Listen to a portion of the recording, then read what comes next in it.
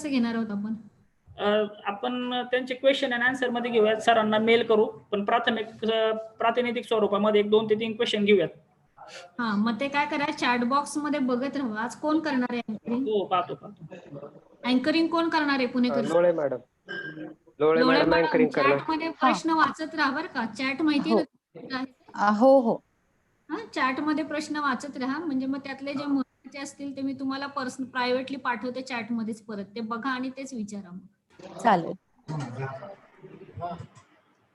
आल्या का ह्या मॅडम? सर, मॅडम आल्या का? मॅडमला फोन करा ना, त्यांना म्हणा अनम्यूट करा तुमचा व्हॉइस. ओके, चालेल. त्यांच्याकडे ते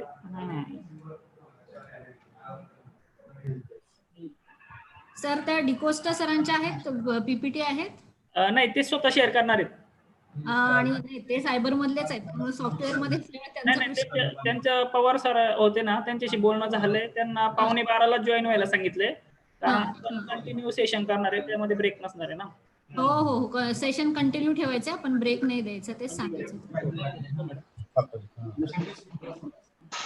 आल्या का बोरावके मॅडम? आल्या त्यांना? मनीष सर आहेत का?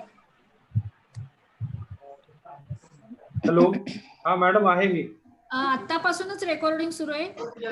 हो मॅडम, रेकॉर्ड आता करू की ना थोडी वेळानंतर? नाही, 11ला सुरू करा सर. आपलं सुरू होईल तेव्हा सुरू कराल. ठीक आहे, चालेल.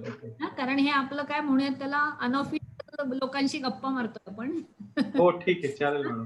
आणि दुसरं मला विचारायचं होतं की आता कालची जी आपली झाली त्याची लिंक झाली तर एकत्रित? नाही, कालचे सेपरेट झाले लिंक मॅडम. ते आपले 3 टाकून दिले टेम्पलेट्स, मी करत होतो, सांगितलं होतं. हा, टाकले ते 3 टेम्पलेट्स त्यांनी दिले का तुम्हाला? कोणते टेम्पलेट्स मॅडम? मी तुम्हाला बघा काल सांगितलं होतं की एक बॅनरचा टाकायचा आहे टेम्पलेट, नंतर एक त्या उपप्राचार्यांचा ह्याचा टाकायचा आहे, तो नाही दिला का त्यांनी? नाही, आता आलेला नाहीये मॅडम तो माझ्याकडे. स्वप्नील सर, तुम्ही आहात का स्क्रीन मध्ये? वरती आहात इथे? वावळ सर? हा, बोला मॅडम. ते टेम्पलेट दिले नाहीत का तुम्ही? आपलं काल बोलणं झालं होतं ना, आपल्या कालच्या लिंक मध्ये टाकायला. हॅलो, हा, वावळ सर, आपले जे 3 टेम्पलेट्स द्यायचे तुम्ही मनीष सरांना दिले नाहीत का ते लिंक मध्ये टाकायला? नाही मॅडम, आज देतो. आज येणार. द्या ना ते लिंक, त्याच्याशिवाय आपल्याला फायनल लिंक कशी होणार तयार? आज देतो. आज देऊन टाका ना लगेच. स्वप्नीलला सांगा ना आता शेअर करायला. कालचे ते देऊन टाका ना. अरे,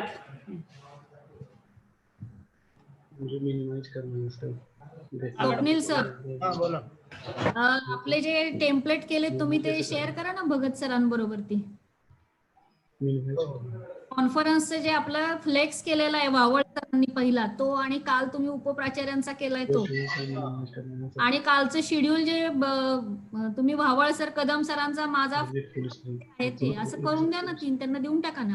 आणि आजचं सुद्धा फ्लेक्स द्या भगत सरांना, आणि आजच्या वक्त्यांचं जे केलं ना तुम्ही सेकंड डेचं शेड्यूल, दोघांचे फोटो असले. आता एकाच मिनिटात त्यांना लगेच व्हॉट्सअपला पाठवतो तुमच्या. आलं का लक्षात काय काय पाठवायचे?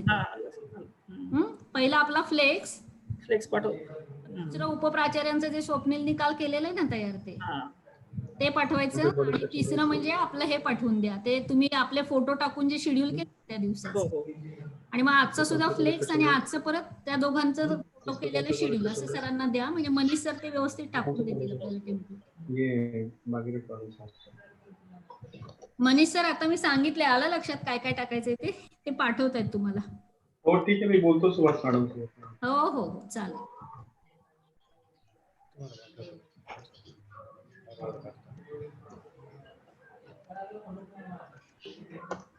बोरोके मॅडम.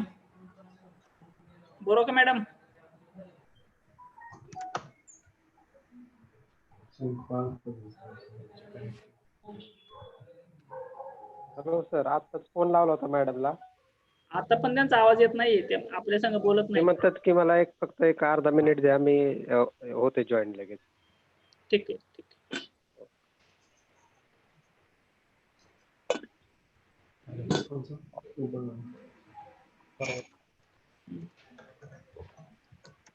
सर, हा, येतोय एक आवाज. शंका आहे की आपण जे मला ब्रोशर सेंड केलं होतं ना, त्याच्यामध्ये कप्तान सरांचा सब्जेक्ट वेगळा आहे आणि आता इथं जे सरांनी स्लाइड तयार केली ना, तो सब्जेक्ट वेगळा आहे.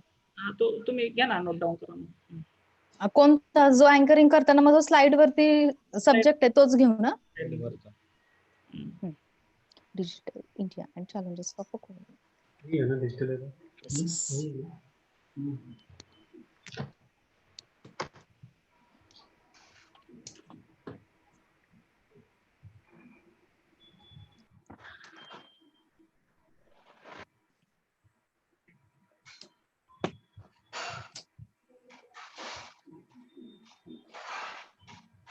हॅलो लोळे मॅडम, हा सर. मला पण सांगा तो subject. Digital India and challenges of हा. Covid crisis.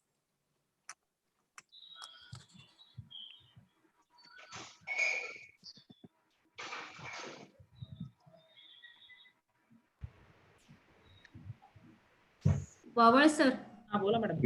ते आपलं डिपार्टमेंट ऑफ कॉमर्स यांना लोकांना सांगितलं ना काढून टाकायला. हो हो. आणि आपल्या टायटल व्यवस्थित अनाऊन्स करायला सांगा. पुणेकर सर, हो हो. पुणेकर सरांना ऐकू येतंय का? पुणेकर सर. मॅडम. हो, पुणेकर सांगतो सर, मॅडम. आपलं जे टायटल आहे ते आणि फक्त organise by Waghire college Saswad department announce करू. हो मॅम, सांगितलंय, दिलंय इन्स्ट्रक्शन. पल्लवी मॅडमना पण सांगा. हो मॅडम. मॅडम आल्या का?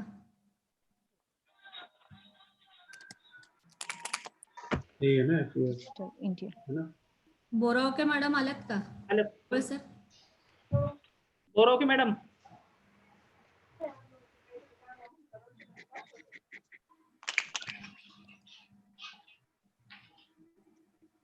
कोण इकडं बघतंय सर? स्क्रीन शेअर झालेली आहे. कोणीतरी हे जे बघताय ना ऑरेंज जुजियस. नाही सर, मॅडम कप्तान सरांचीच आहे ती. अच्छा, सरांची सगळी स्क्रीन दिसतीये म्हणजे ती. हा. मला माहिती आहे.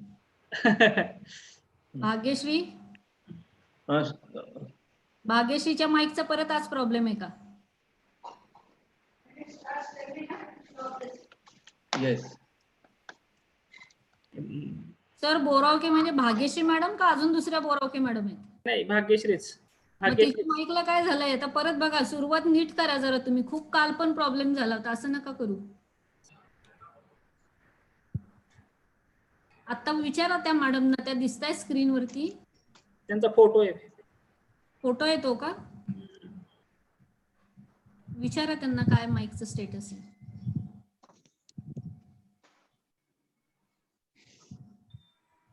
पार्टिसिपंट किती आहे रे? सर, आता तरी 72 झालेले आहेत. किती? 72. 72. अच्छा. 72. मॅडम, तो विषय जो आहे ना टायटल, ते टायटल तुमच्या विषयाला धरूनच आहे, फक्त त्याला सुटेबल केलेलं आहे, कॉम्पॅटिबल केलेलं आहे. अच्छा. कप्तान सर आहेत आता ना हो आहे. सर, आधीच मी तुमच्याशी बोलतीये, कारण ऑफिशियली तर आपण सुरू झाल्यावर हे करूच, पण थँक्यू सो मच आमच्या महाविद्यालयाला कॉपरेट. So much. मला स्क्रीन दिसत नाही आहे मॅडम. दिसली? स्क्रीन दिसत नाही आहे. हॅलो, स्क्रीन भगत सर, सरांच्या स्क्रीनचं काय झालंय बघा. पहा बरं जरा. असं झालंय का सुरू? Is it okay? तुमचा व्हिडिओ ऑफ आहे का? होस्टने केलेला आहे, तिकडून बंद केलेला आहे. ऍडमिननी बंद केलेला आहे. अच्छा, ऍडमिननी स्क्रीन तुमची असल्यामुळे बंद केलेली दिसते स्क्रीन. आता सर करा बरं स्टार्ट. मनीष सर. हा सर. हा मॅडम. हा, सरांनाच ऍडमिन केलंय तुम्ही. केलंय. केलंय. ठीक आहे, दिसतोय मी? हो, दिसतोय सर. आम्ही दिसतोय सगळे तुम्हाला? हो. मॅडम, जेव्हा सरांचं ओके. Yes continue. भाग्यश्रीचं काय झालंय सर? चेक करा. हा, झाले. आले. नाही, तिचा आवाज परत आज येत नाहीये.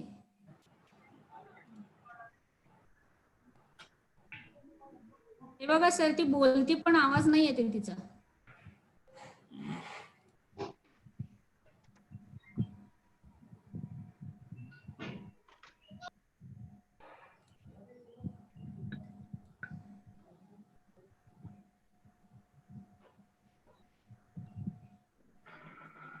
भाग्यश्री ऐकू येते तुला? नाही येते त्यांना. भाग्यश्री ऐकू येते का तुला?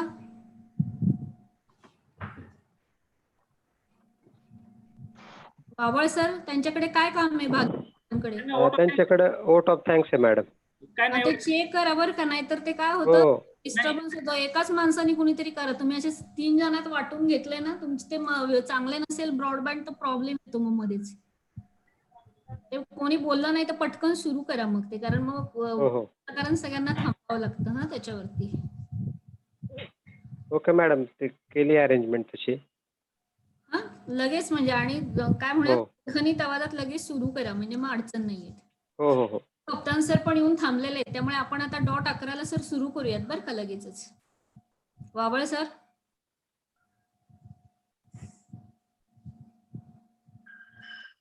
वावळ सर ऐकू येते का तुम्हाला? येते येते मॅडम, बोला ना बोला. माईक त्या भाग्यश्रीच्या माईकला काय झालेलं आहे परत आज? त्यांना सांगितले मी आता, जर नाही झालं तर मॅडम आम्ही आमच्यात ऍडजस्ट करू. नाही मी तुम्हाला तेच सांगते, कप्तान सर आता आपले स्पीकर्स आणि ऑनरेबल गेस्ट येऊन थांबलेले आहेत, त्यामुळे आपण डॉट 11 सुरू नाही डॉट 11 चालू होईल. म्हणजे पल्लवी मॅडम. हा मॅडम. मी तुम्हाला म्हणजे 11 वाजले की तुम्ही सुरू करायचं सूत्रसंचालन बसायची. इथे कसं आहे स्क्रीनवरती आहोत आपण आणि चालेल गेस्ट आलेले आहेत, त्याच्यामुळे तुम्ही सुरू केले की आपोआप सुरू होईल. चालेल मॅडम.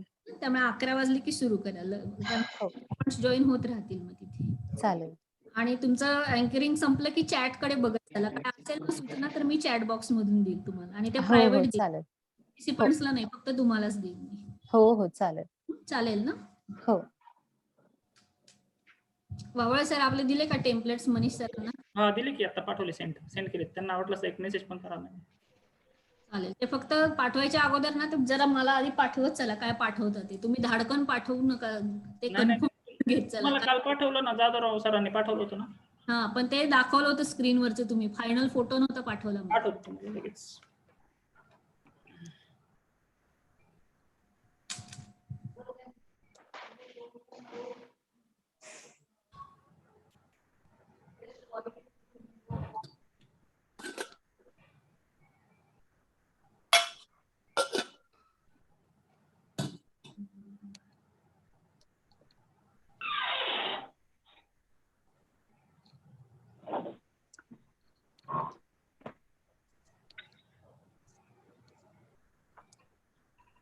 Hello, good morning. हा मॅडम. येतो आवाज सर? आता येतोय. हा. Okay madam. हा बोला सर. हा प्रिन्सिपल मॅडम आहेत.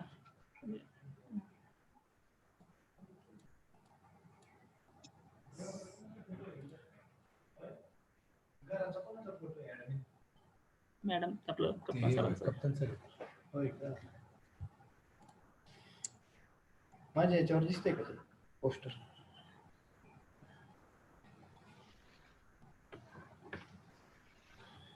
दिसते ना? असं केलंय मी, माझं प्रोफाईल चेंज करून त्याच्यावर.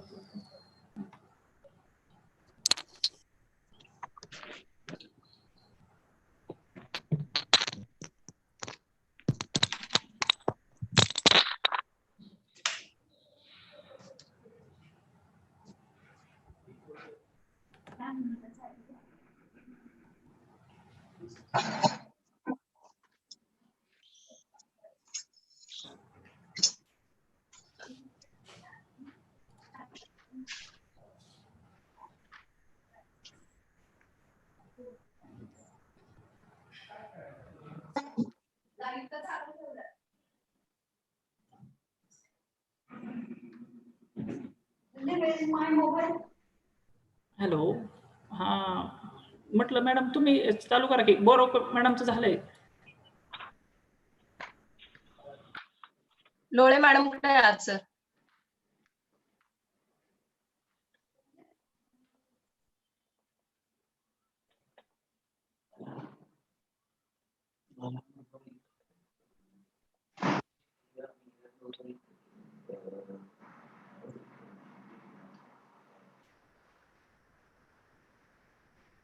बाकी मुंबई तुझं बघा.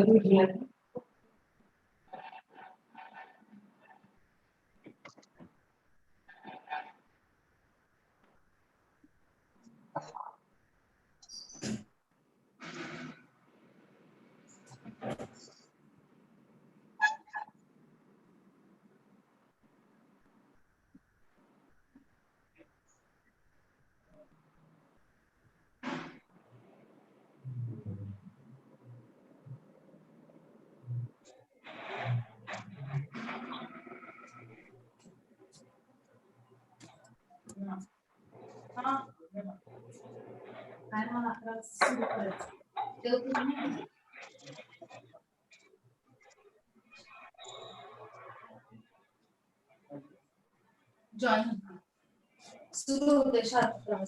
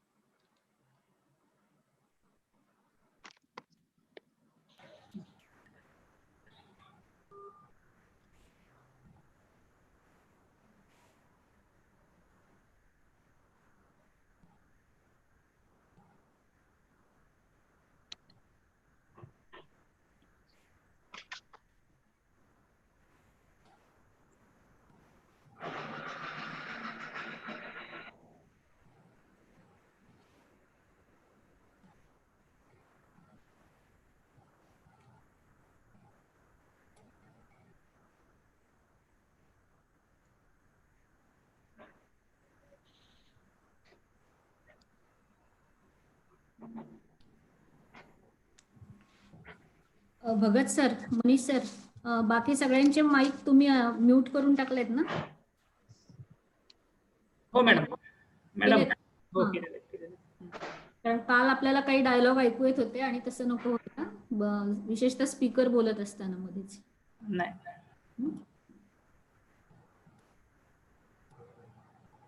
पॅनलिस्टने फक्त आपले आपले व्हॉइस म्यूट करावा का व्हिडिओ आणि व्हॉइस? व्हिडिओ आणि ते आपण कारण त्याच्यानंतर ते तुमची कनेक्टिव्हिटी चांगली राहते आणि ते क्लिअर स्पीकरला स्पेस मिळते ते.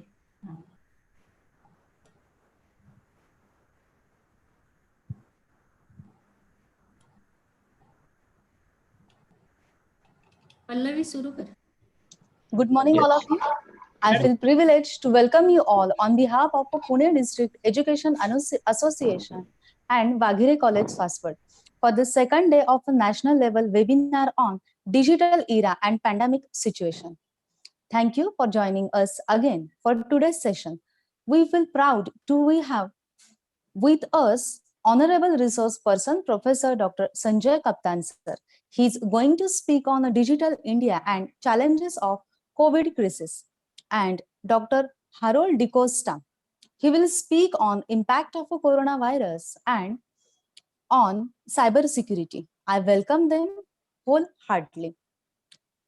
It gives me great pleasure to extend a very warm welcome to Honorable Principal and Co-Governor of this webinar, Dr. Sushma Bhosle Madam.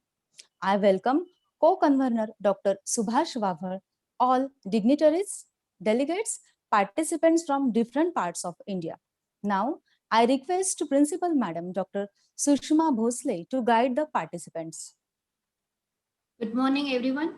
On behalf of PDS Waghire College, Saswad, I welcome today's our honorable speaker, Dr. Sanjay Kaptan sir, who is the ex-professor, dean and head DCRC, Savitribai Phule, Pune University. And of course, for today's our second session, there will be our another guest, DeCosta, Dr. DeCosta. He is the president of Cyber Security Corporation. And of course, all the participants, dignitaries, and all the team members of our organizing committee. Again, warm welcome to this national webinar on digital era and pandemic situation. Today, both the eminent speakers will share their excellent views on concerned topics of our design, digital era and pandemic situation. As this webinar is a platform available to share new views and views on global economy and its digitization and further avenues, as we discussed and started from yesterday. On the ground of this COVID pandemic, this webinar would be fruitful for all these participants to develop and create new views, some implications with applications. So again, I all welcome Kaptan sir, all participants and all the dignitaries and my all team members. Thank you very much.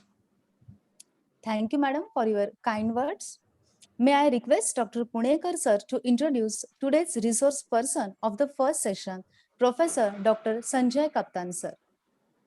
Good morning, all. Am I audible? It is my great honor to introduce very renowned professor, scholar, academician, highly knowledgeable fellow, critic in his own term, and mentor of many of his students. Actually, he does not need any introduction as such. His name Kaptan, meaning captain or leader, denotes everything about him.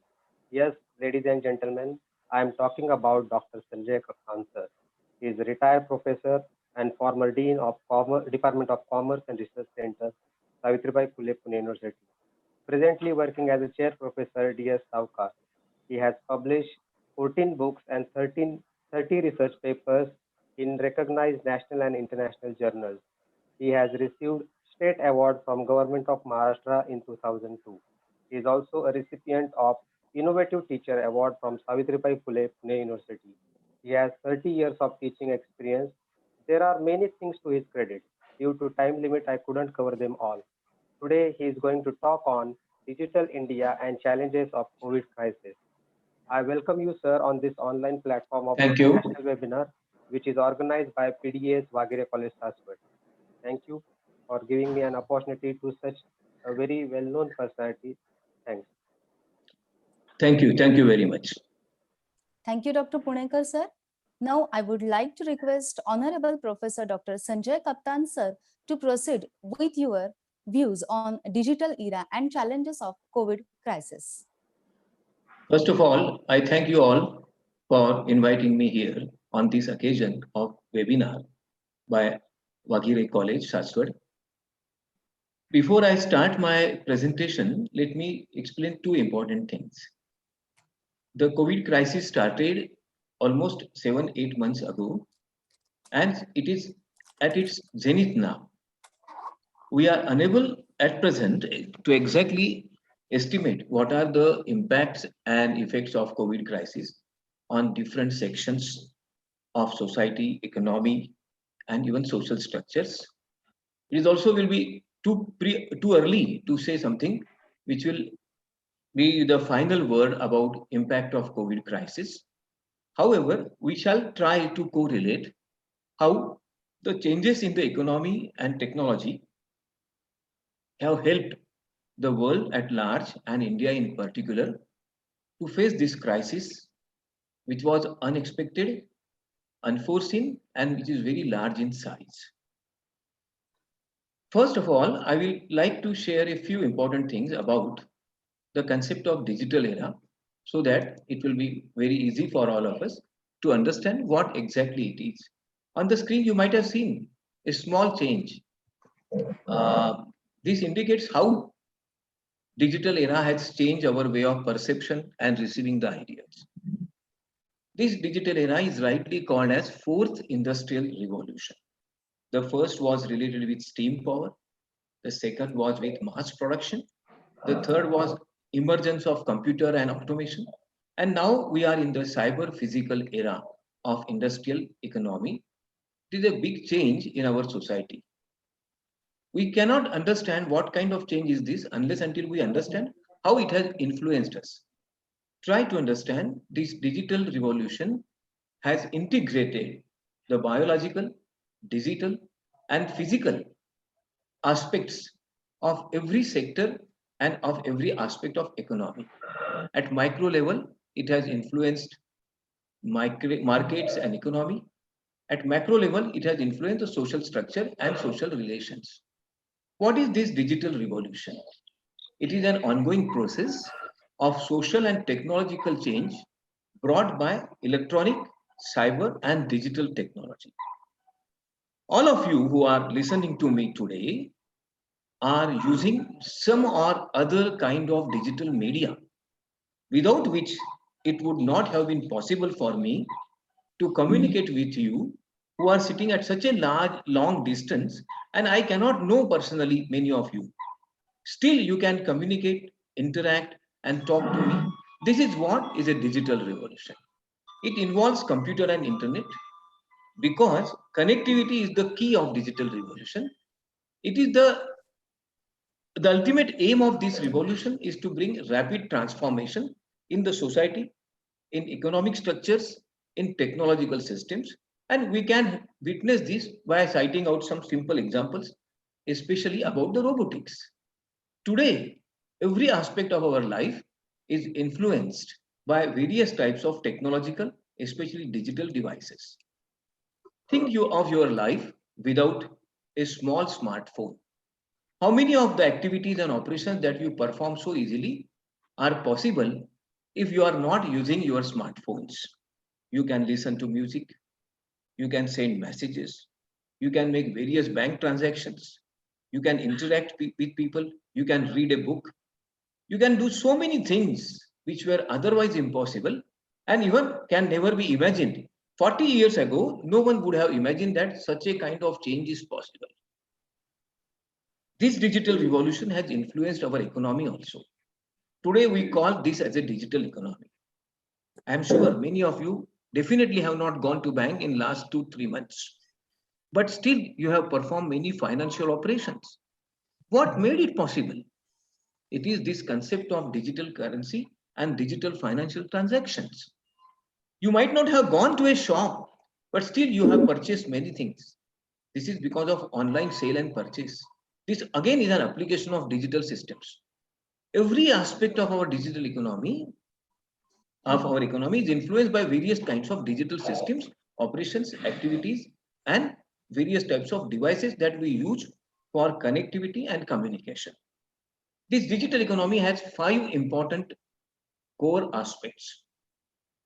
First, it connects people.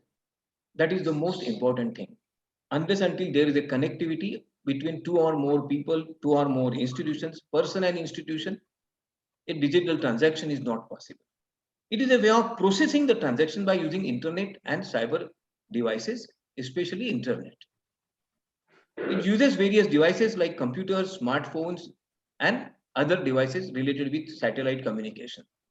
It uses data and information for completing a transaction. Therefore, we can say that whatever may be the nature of transaction, maybe a personal, that is a talk of a father with his son or a mother with her daughter, a social transaction, interacting with your friends and groups and college colleagues, or economic transaction of transfer of funds and money. They are all possible because of digital systems. Now, what are the advantages of this digital economy? It has offered us many information and choices. Just think of one online website to buy something, maybe Flipkart or maybe Amazon. No sooner you click for a particular item, you get hundreds of choices that can be seen on the screen, which can be easily compared in terms of price, quality, and various other parameters. And then you select. If you go to a shop, you may not have so many varieties and options available. You may have to go to different shops, which in turn will take a lot of time. This digital system saves your time, transaction cost, and thus it makes your life easy. It reduces different types of barriers. A farmer from Narangao can easily sell his grapes in South France for making a champagne. And of course, now in this era of pandemic, we all have learned one word: work from home. These are all the advantages of the digital economy and systems, which we have not foreseen just a decade or two before. However, it results into a kind of technological monopoly.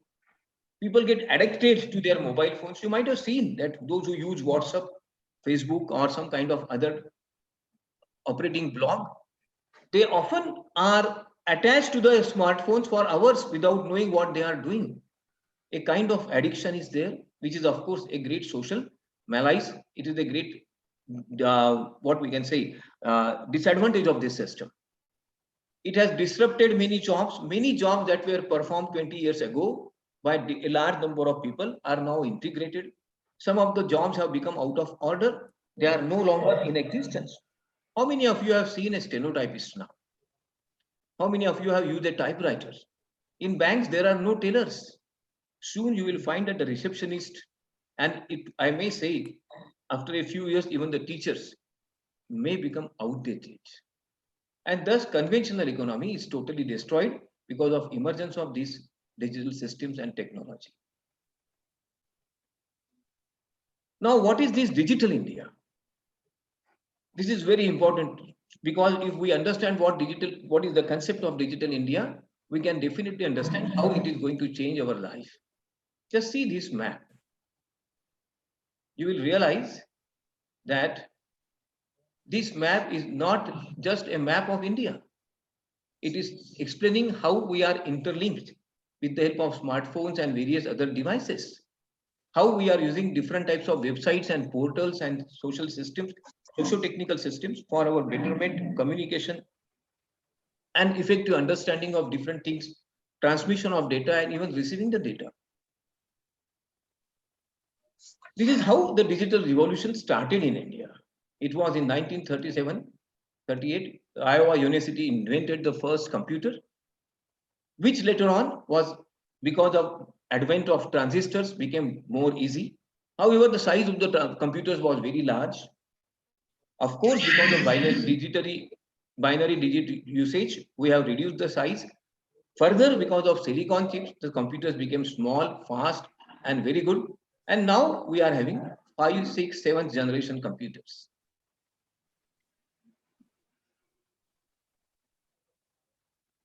Digital India is a flagship program that the government of India started in the year 2015.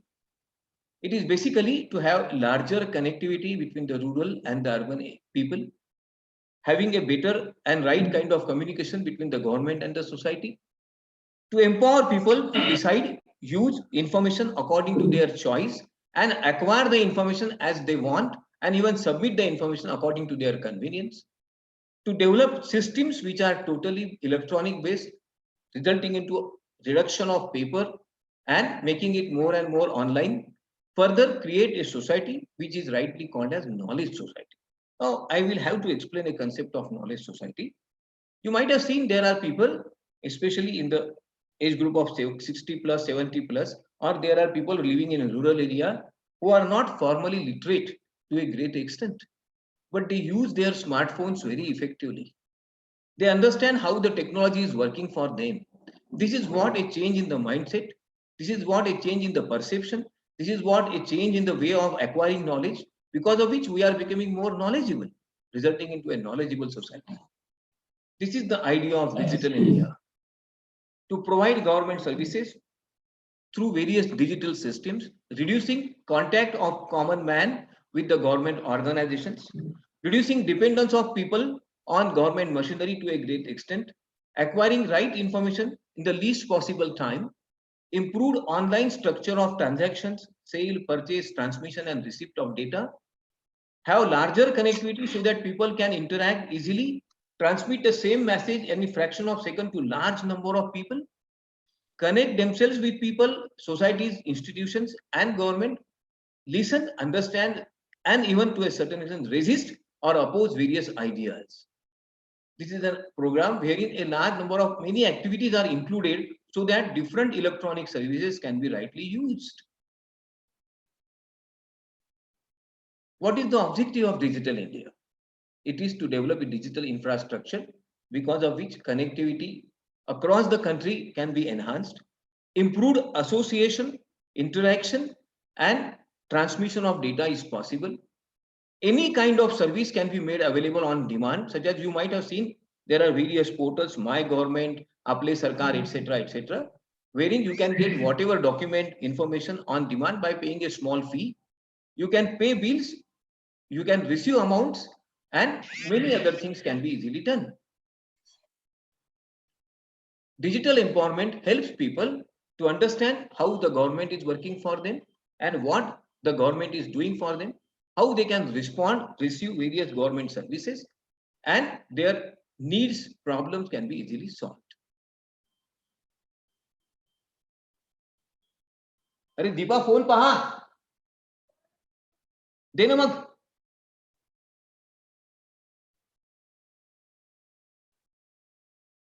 Hello sir, हा बोला.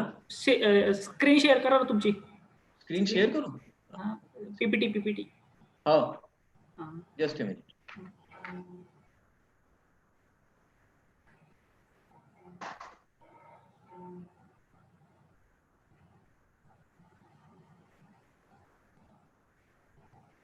झालाय का share?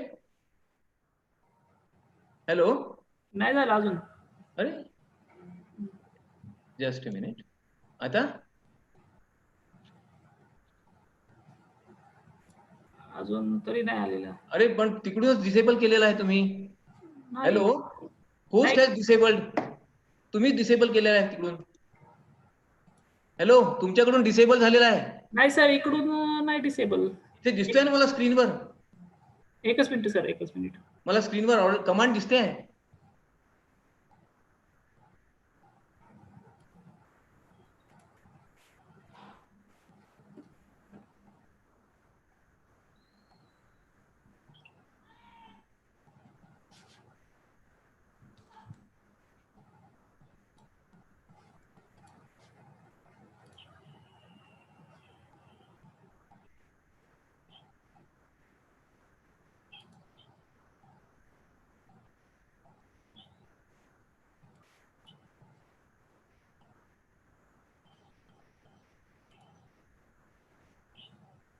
काय problem आहे?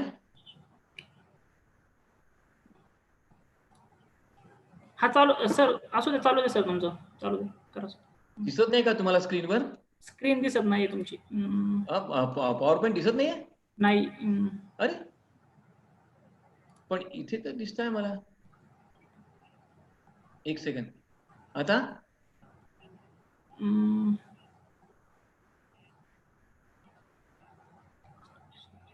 वावळ sir, तुम्ही ती तुमची Gmail बंद करून आपल्या त्या सरांच्या पीपीटी शेअर करा ना, आपल्या स्क्रीनवरती आहेत त्या. आता दिसतंय का मावळ? हा, आता दिसतोय सर, आता दिसतोय. तुम्ही होस्ट करून बंद ठेवलं होतं, डिस्कनेक्ट करून ठेवलं होतं ते. एनिवे, हा सर, आता सुरू केला आता इथून. मी कमांड दिली ऍडमिनला. Sir continue, no problem. दिसतंय व्यवस्थित. ठीक आहे, आता दिसतंय का बरोबर? हा, जरा थोडं मॅक्सिमाइज करा sir screen. Okay, just a minute. आता हो, थँक्यू सर. हो सर. इट्स गुड सर, छान दिसतंय. Okay, fine. चलो, let me continue. Shall I continue now? Yes sir, continue.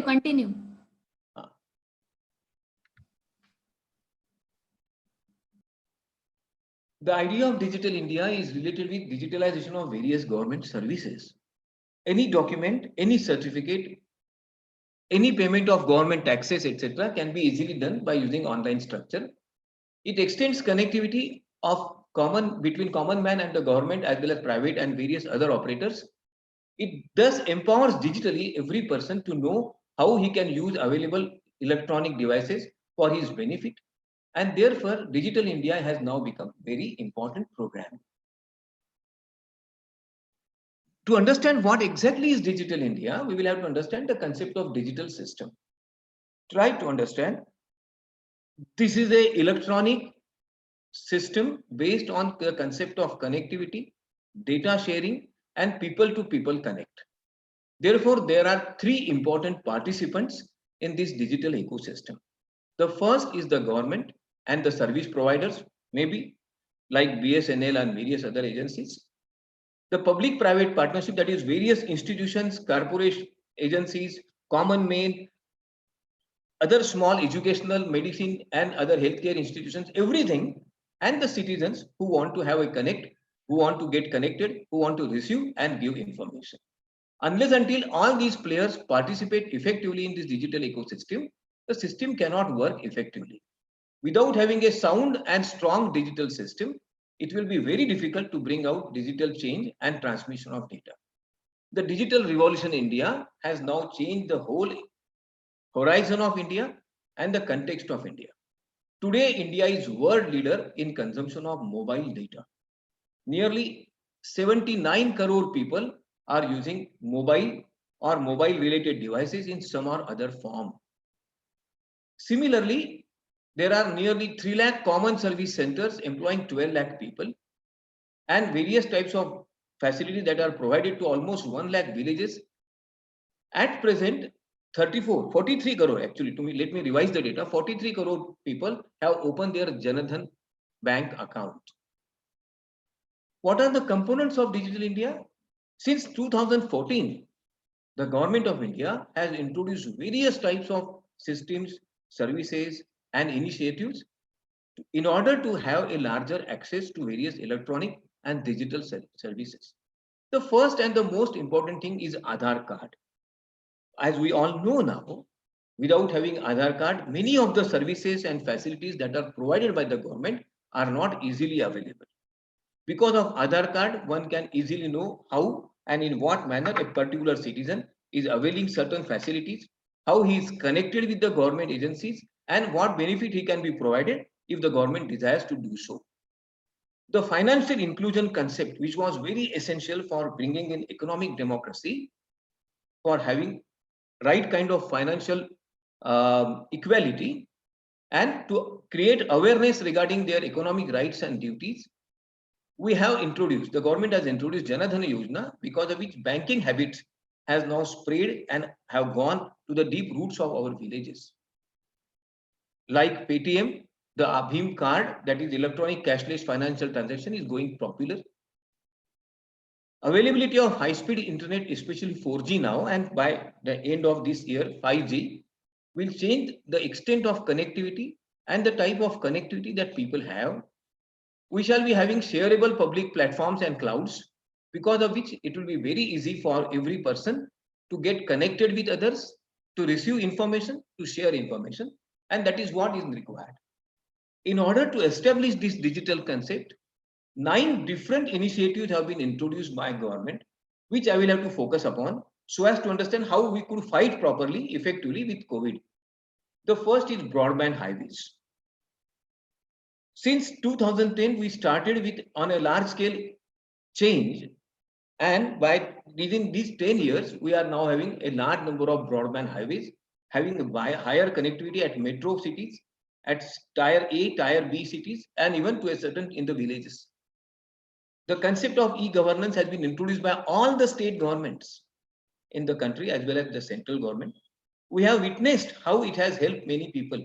You can easily pay your electricity bill, telephone bill, taxes through online systems. You can receive different certificates and information from the government. Even the RTI application can be given through online system. Electronic marketing and manufacturing. This is very important because it has reduced import of various items which were otherwise importing from other countries, especially the large countries like China and Taiwan and Korea, which are economically very strong. We have reduced our dependence. Universal access to phones, mobile phones and mobile connectivity has now become very large in our country. India is the second largest user of mobile phones. E-Kranti is a system that has helped farmers, small traders, entrepreneurs in various ways. And even Information for All is one of the programs of this Digital India mission.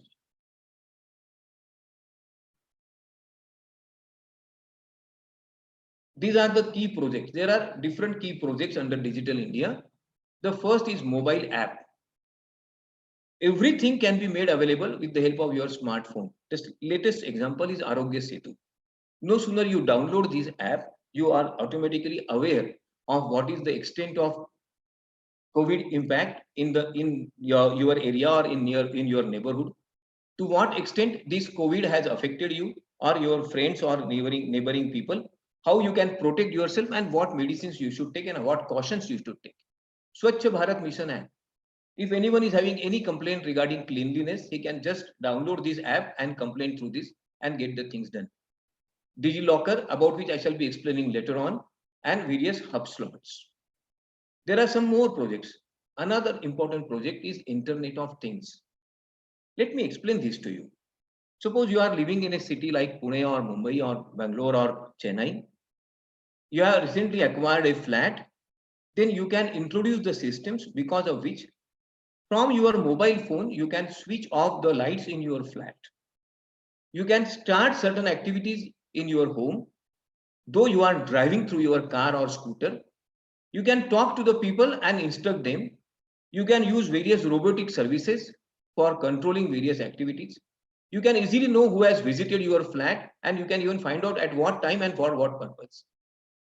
The concept of next generation network is very important. Let me tell you it this way. This webinar is a right example of next generation network. But this is the beginning. This is not the end. Many of you might have seen the Byju software.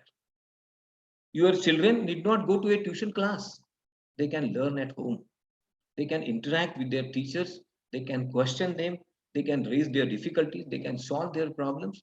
And this is further going to go so advanced that we may not imagine that what kind of world we are going to see. The e-signature system, because of which many documents need not be personally monitored by a person.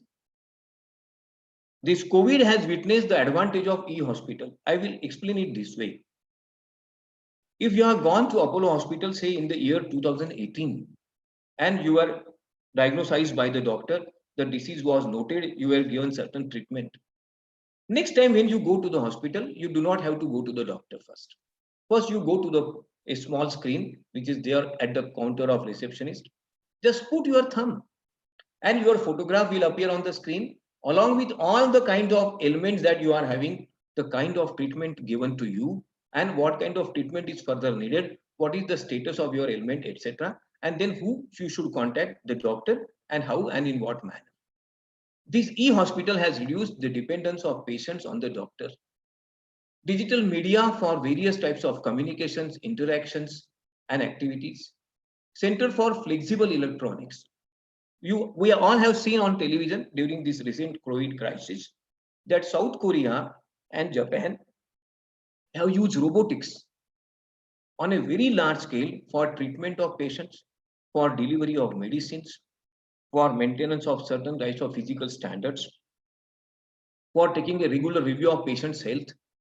This is because of flexible electronics. It is further going to go advanced in various ways. And therefore, we are having this as an ambitious project of our government. To what extent this digitalization has helped India? Just try to see the broadband for all. The coverage is very large, and in the next 3 years, almost 100 crore people will be benefited. Urban area virtual network operations, even if you are on the bus stand or on the railway station or near the theater or in the college or in office, you can still have a connectivity. National information structure, so that we can get ourselves connected from this place to a person in Nagaland, share the documents, share views, receive information, and do emergency things as required, so that we can avoid certain problems.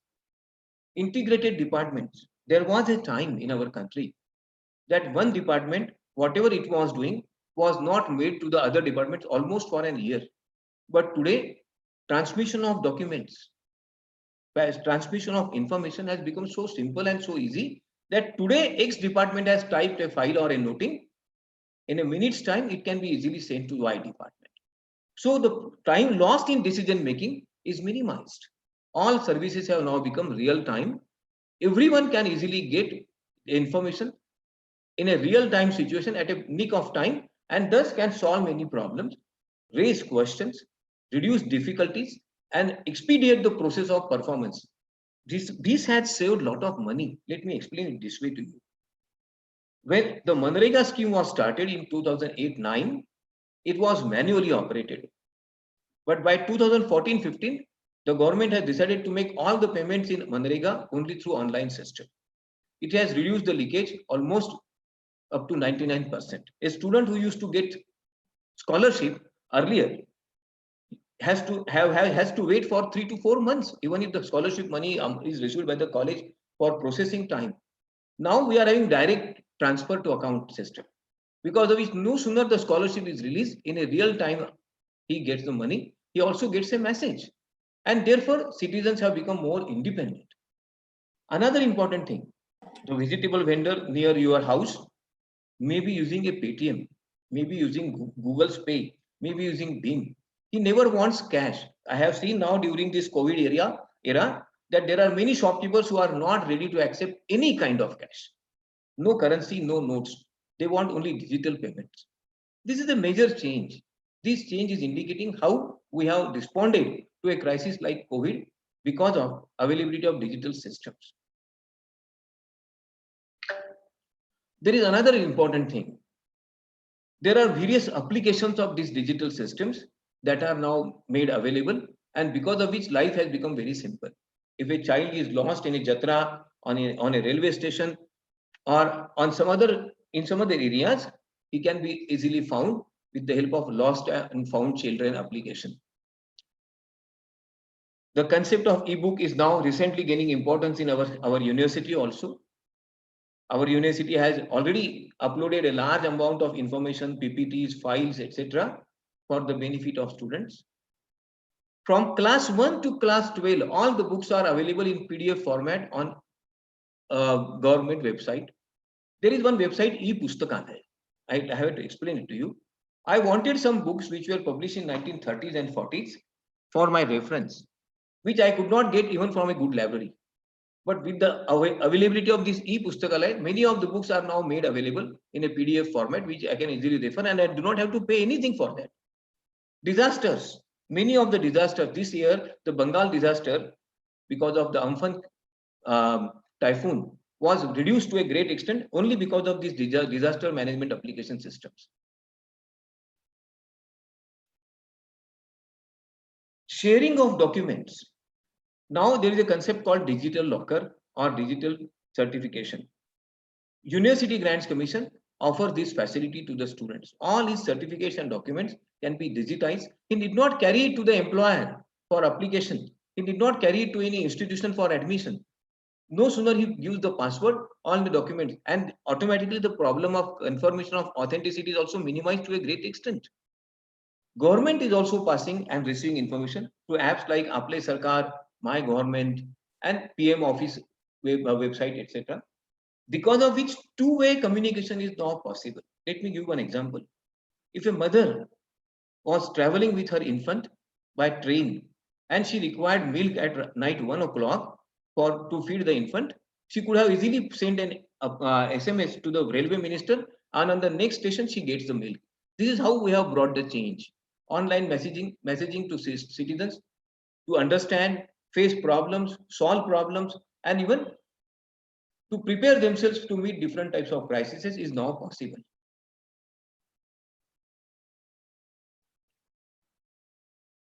Many of us feel that digital revolution will reduce jobs. No, please try to understand this is the period of transmission and transition. On the contrary, in the days to come, IT is going to create a large number of jobs in various unforeseen areas.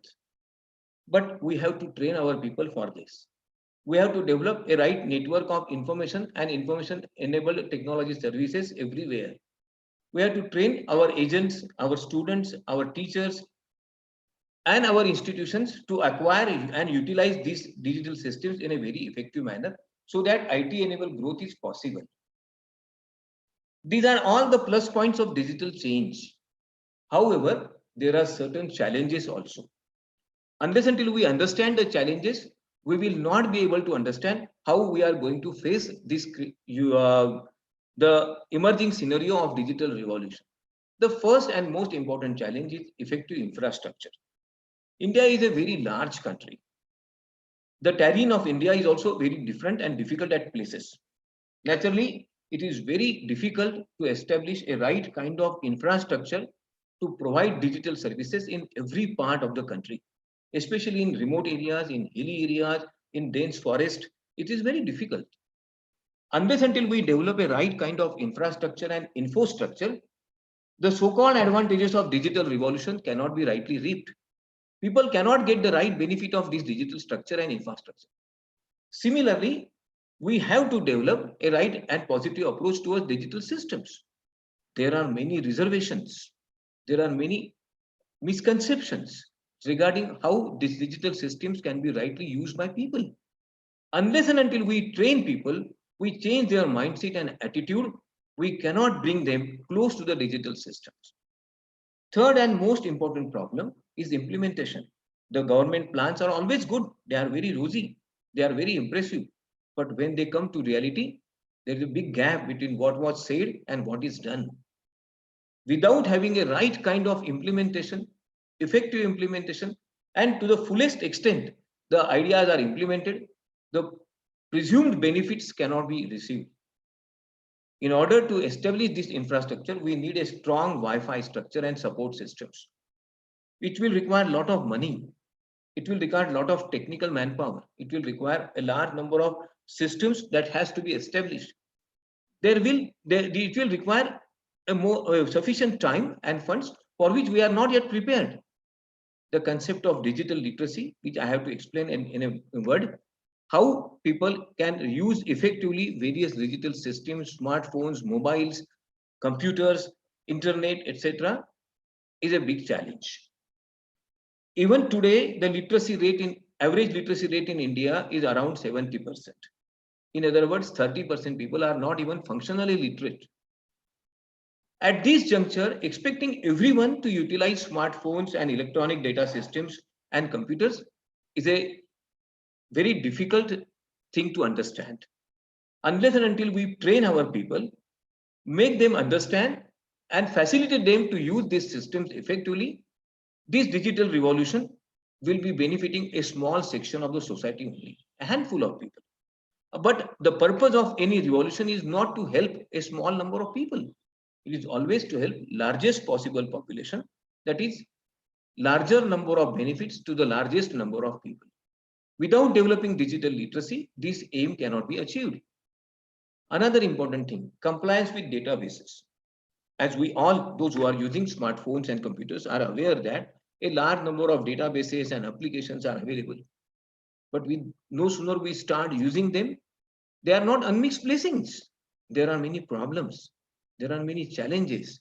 There are many threats associated with, to which we call cyber security threats, about which the next speaker is going to speak, and therefore I will not elaborate much. But let me tell you, this is not an unmixed blessing. Digital change, though, is a benefit, at the same time it has certain limitations. It results into cyber crimes.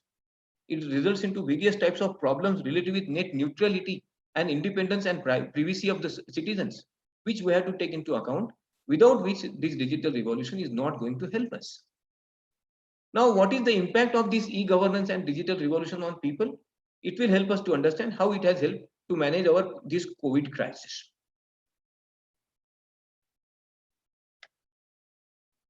The digital revolution has changed every aspect of our life. The housing sector, healthcare sector, economy, social services, and even education. I am sure this year we are not going to start our colleges as early as we are expected. On the contrary, we shall be having a longer vacation, but at the same time we shall be having new system of learning wherein digital systems will be encouraged to a larger extent. This is how the internet population has increased in India. The e-governance has changed our systems internally as well as externally. We have started avoiding duplication of work, reduction of transaction cost, and enhanced transparency, which in turn has helped people and citizens to become more independent, to become more responsive, and even ask questions to the systems and government whenever they are not happy with the government performance. The benefits are naturally reduction of paperwork, cashless transactions, and reduction of corruption to a great extent. A student who is not to pay any amount to receive his scholarship is always happy. A student who do not have to go to a government organization for receiving a certificate or confirmation of his admission always feel that he is saved because of the likely rate tapeism and corrupt systems. However, the most important thing is universal access to mobile connectivity. Are we ready for this? Can we offer quick connect to our people to exchange their ideas, to evoke immediate support to various initiatives, actions, and programs, to connect different institutions and persons for betterment of society? The question is very large and still remains unanswered. This is what is the picture of digital India, which I will not elaborate much. The concept of DigiLocker, as I have explained you, receiving and maintaining your documents in digital format has become very popular in a very small period of 2 or 3 years. The Jan Dhan Yojana has increased its net and scope to a great extent, and now almost 80% of the unbanked people are connected through Pradhan Mantri Jan Dhan Yojana, which is another important achievement along with financial inclusion. The technological impact is very important. We have reduced utilization of various resources, especially the resources required for paper, resources required for transmission of data, resources required for manufacturing and various industrial processes, resources required for sharing of data, even in the transportation and logistic areas. Thus, we have reduced our waste and improve our carbon footprint, which is a big advantage, technological advantage of this digital revolution to our country. The economic advantages are very important. It has improved the system of governance. It has controlled leakages. It has introduced an effective resource utilization system and also enhanced productivity. The social impact, I do not know how many of us are not using WhatsApp or Kut, or they are not referring to a blog, or they are not using Facebook. Very few. Whosoever uses a smartphone automatically has a larger connectivity, has a larger understanding of society, because he receives information from different corners very quickly. It has changed our mindset and attitude. We can talk and discuss various problems so easily. We can understand different dimensions of different problems, because of which the citizen connect has enhanced. It has forced the government to become more transparent, to become more answerable.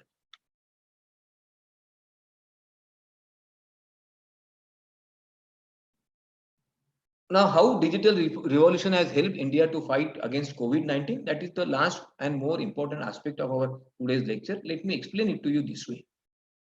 Today, India is a leader in e-governance. We are now having around, this is a figure of last year, that is January 2019.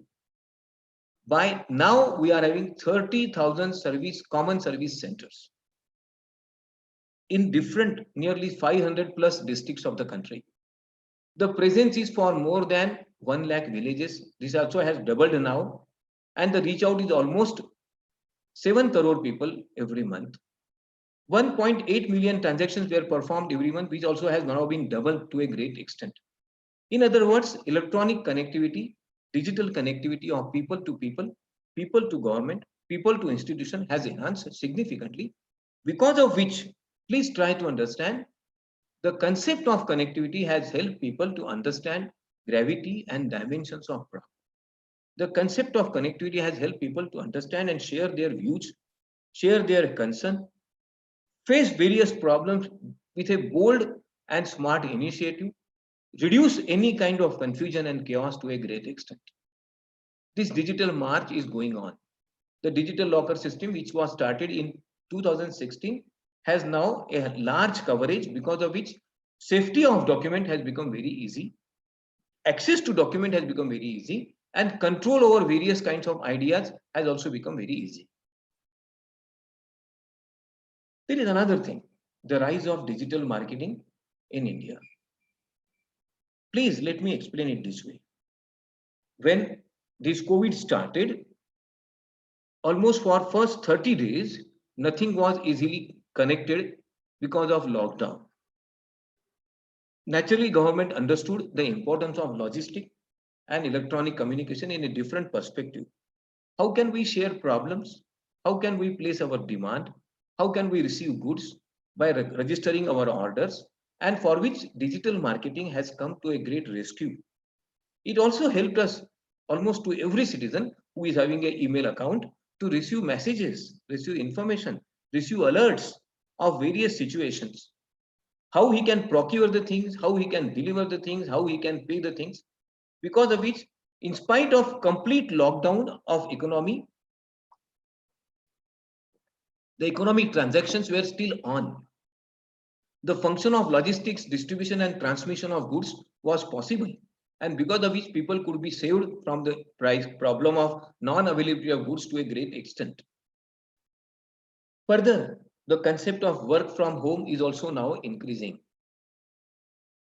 When the lockdown was there, many of the organizations stopped functioning from their offices, but they encouraged their employees to work from home. to get connected with the organization, share the data, transfer the data, receive information and instruction, give their opinions, solve the problems, and even work to reduce various types of queries of customers and help them to understand how the company or organization or institution is working for them. Please try to understand. In the next decade, we shall be having large number of digital workforce. People will not be working in the manner in which they are working conventionally. COVID crisis has one invisible advantage that people have digested the concept of digital work system very quickly and effectively. They have understood that going to office is not what is their principal function. Working for the office is their principal function.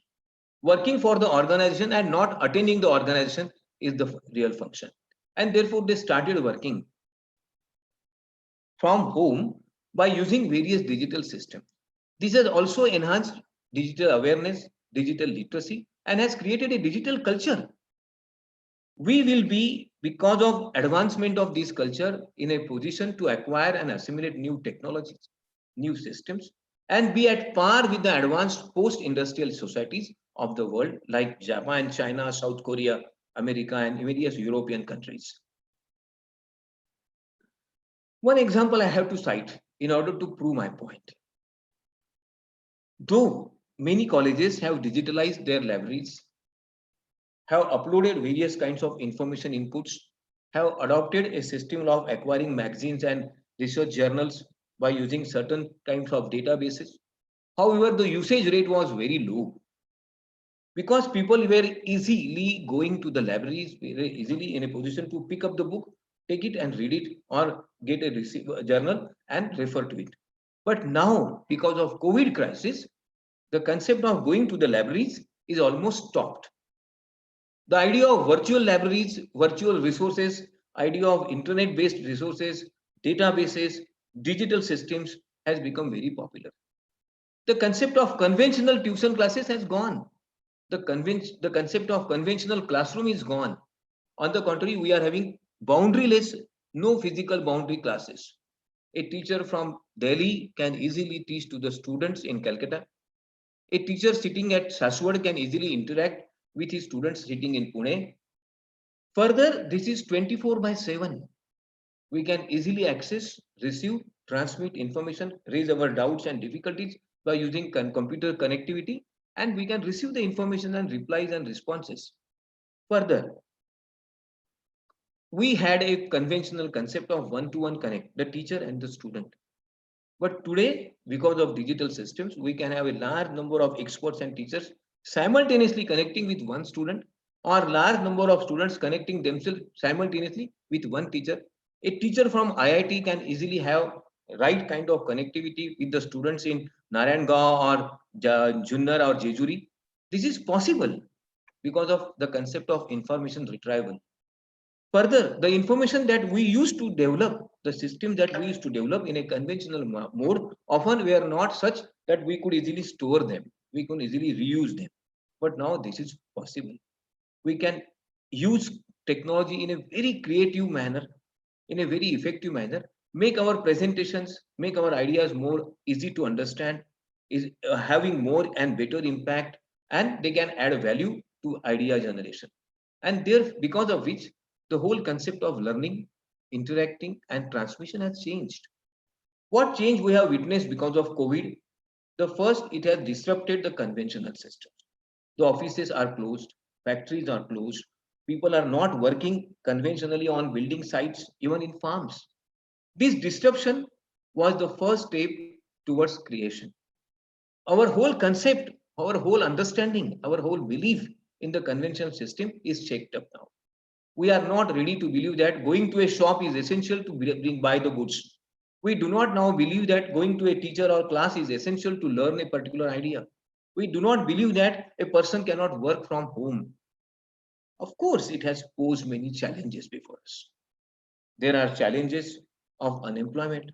There are challenges of rapid economic advancement. There are challenges of having right connectivity and having a right connect with government and the people and institutions. But Please remember, we will evolve with this. We will grow, we will develop. We were unfamiliar with the concept like robots and their usages in the day-to-day life in houses. But now let me tell you, there are robots available which can clean your home with a small program. And in a very small period of time, there are now robots available who can deal with the patients who are having some kind of infection for which a doctor need not go and talk to him in person and have a difficulty or doubt of getting infected. We are going to change, and this change, though COVID will go, shall remain permanent. This change is a change in attitude, aptitude, mindset, and behavior. We have understood the concept and importance of social distancing, which is a big advantage of COVID. Crowd pulling, gathering of crowd for demanding something for no reasons can now be definitely minimized. We have now started utilizing non-personal communication, because of which communication without any kind of difficulty, confusion is also possible. We can trade with safety. We can still sell, purchase, buy, exchange many things, but not having a personal or one-to-one contact. We can have an online contact, because of which the risk involved in transactions can be reduced. The transactions can be rightly recorded, and even the likely possibility of any kind of deception can be minimized. We have started growing with technology. One small example, what change COVID has brought because of technology is Swachh Bharat Mission. The importance of clean India was not understood for the first 70 years of our independence. We never realized that our colleges, our classrooms, our institutions, our organizations should always be clean and presentable, should always be decent in looking. The habit of spitting on the roads was very common. The habit of throwing garbage everywhere was very common. But then now, because of COVID, we have learned it, that no, this is going to invite various types of diseases, infections. And further, because of technology, we can now reduce the garbages. We can easily control the wastages. We can easily collect and gather various types of waste materials and dispose them in a right manner. We have started utilizing technology for this. Anyone who has seen other Poonawala's systems for Clean Pune mission would have easily understood this. Please try to understand the age coming is now the age of digital economy, strong digital economy. We cannot say that we do not want digital system because it reduces certain things or it creates certain problems. No, we have to accept those problems and face them as a challenge. These are the impact of digital systems on India in this year. We have extended the broadband to large number of Gram Panchayats, and the program is still on. The Prime Minister of India has started talking to the Sarpanch of Gram Panchayat after sitting in his office. This is a big change. A Sarpanch can easily question the Prime Minister, having a direct connect, for which he need not write a note sheet and submit it to the Jilla Collector and then it to the Chief Minister and then to the Prime Minister. No way. The net zero imports are increasing. Public access to various types of internet services is further enlarging. Government is giving heavy emphasis on this, because now the personal conventional systems are going to lose their importance and relevance. Further, it is expected that we will find out new avenues for creation of jobs and creation of employment. The e-governance will become more popular, powerful, and all-pervasive. Digitally empowered citizens will transmit, receive data and information, receive documents, ask questions, and settle their disputes without going to the court of law. That is how the systems will become more efficient. So the next digital roadmap amidst the COVID crisis is like this. In the next 3 months, independent regulator within RBI for growth of digital economy. We have understood that ours is an economy which has to grow by using digital services and technology. Is in various types of receiving various types of documents, various types of certificates, more and more usage of cashless systems, digital payment systems, because of which the usage of cash ultimately resulting into corruption can be minimized.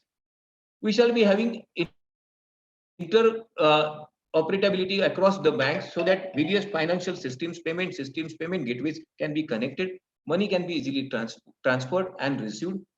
And this is how we are going to change. However, for success of this digital revolution, to not only to bring a digital system in India, but to face crises like COVID, what we need is citizen support. If people do not support digital systems, if people do not support the government appeals, whatever the change that government intends to bring, whatever the change that technology can bring into reality, will never be received.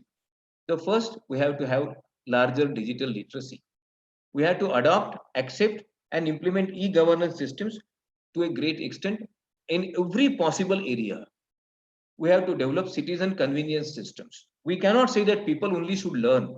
At the same time, we should offer the right systems in a right manner to the people.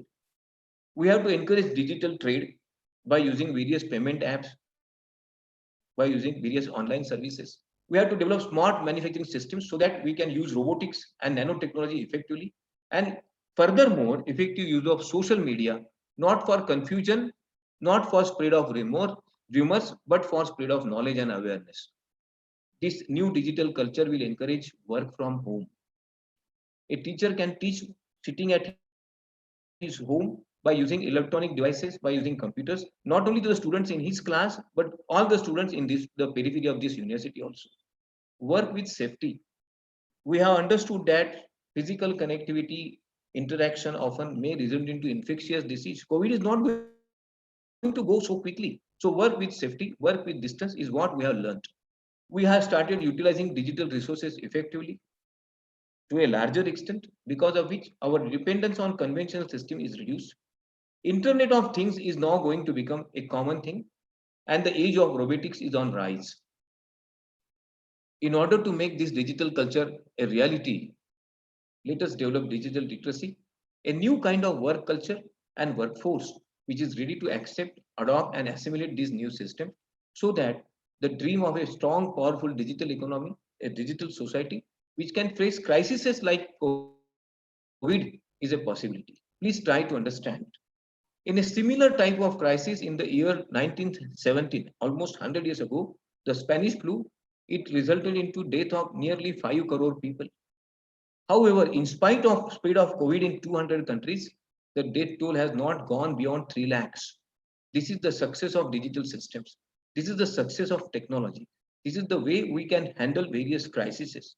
And therefore, let us prepare ourselves for this new crisis, to accept new systems and become more awakened, aware, cautious citizens of this country. Thank you very much. If you have any questions, you please ask me now.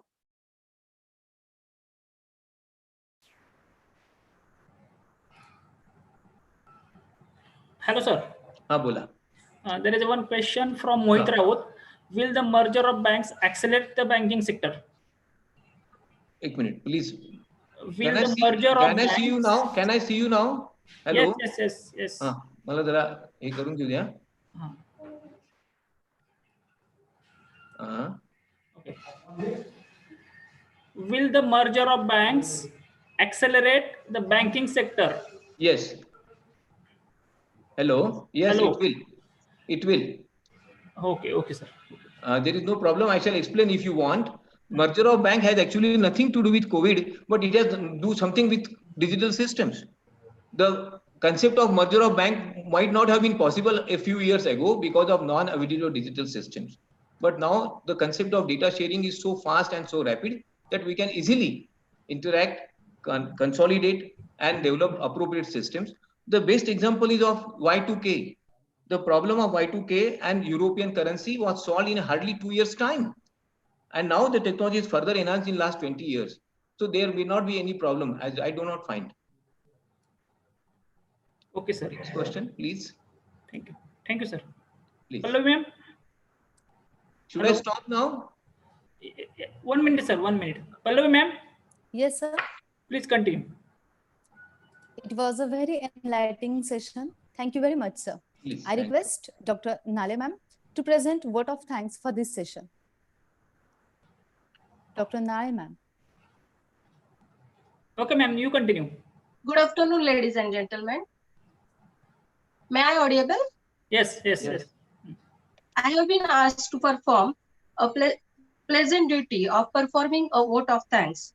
First of all, I, Dr. Nale Bhagasri, would like to thank today's first session speaker, Professor Dr. Sanjay Kaptan sir, ex-dean and HOD of DCRC Savitribai Phule, Pune University, for taking this precious time and bringing forward many ideas and views. Thank you, sir, for your valuable contribution to this webinar. Thank you, sir. Thank you, madam. Please, thank you.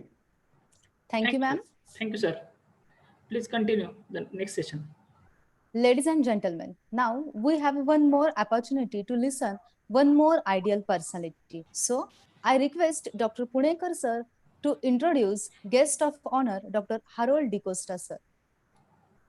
Good afternoon, ladies and gentlemen. Dr. Harold DeCosta is the president of Cybersecurity Corporation and CEO of Intelligent Quotient Security Systems. He is also an advisor in law enforcement agencies. He is renowned as an international trainer on cybercrime investigation and digital forensics. He has worked on more than 4,000 cases of cybercrime from 7 countries and trained more than 35,000 cops and 30,000 judicial officers in cyber forensics, in cyber law, and in digital evidences. He was a resource person in 17 international conferences and was also part of Global Cybersecurity Summit in India. He is a regular writer in leading newspapers and expert in cybersecurity in various TV channels. He was instrumental in developing and implementing e-delivery of question papers for Mumbai University. The system was widely appreciated and is de facto in many universities in different states of the country. Ladies and gentlemen, I welcome Dr. DeCosta sir on this online platform of national webinar on digital era and pandemic situation, which is organized by PDS Vaghare College, Saswat. Thank you. Now I would like to request Dr. DeCosta sir to guide us on this occasion. Hello, DeCosta sir. Yeah. I'm there online. Okay, sir. Yeah. Good afternoon, everybody. Good afternoon. Good afternoon, sir. Good afternoon. Yeah.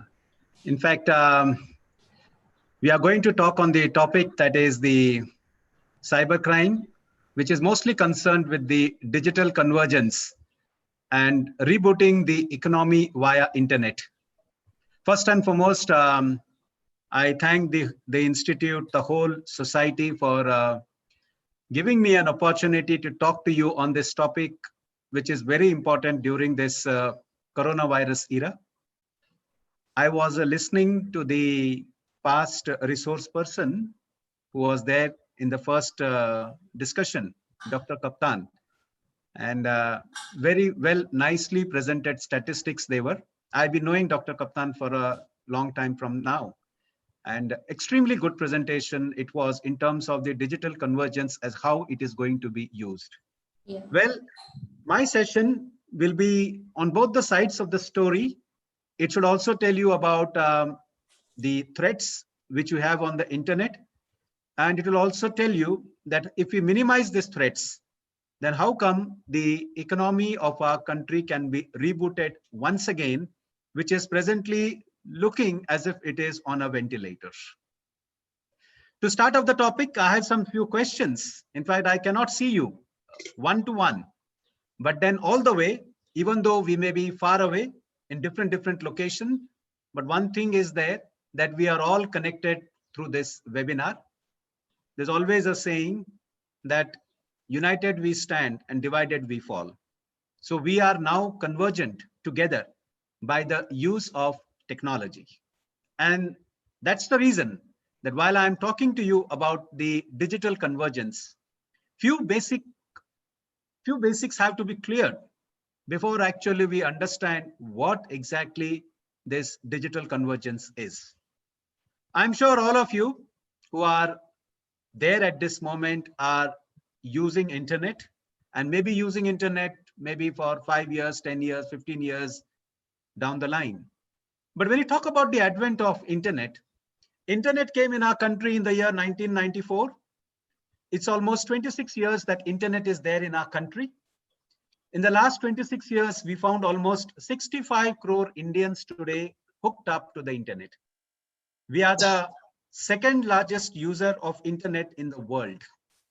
And when I say I'm about the second largest user of internet in the world, we are very close. In fact, just a striking stone of China. China has about 70 odd crores Chinese people who are using internet. We have about 65 crores. So next year, I won't be surprised by 2021 end, we shall be the largest user of internet in the world. But all said and done, when we are using internet, most of us, we Indians, are not aware that internet usage by not following the proper cybersecurity practices can lead us into a big menace or into a big problem. Number two, when you talk about the mobile phones, uniquely, we have about 92 to 93 crore Indians today using mobile phone, and almost about 128 crore approximately SIM cards are now there in the Indian market used by Indians.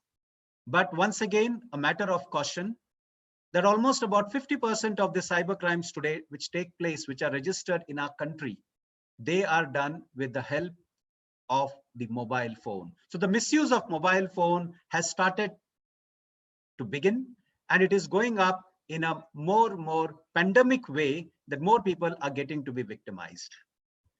When I talk about Facebook, we have almost about 28 crore Indians using Facebook.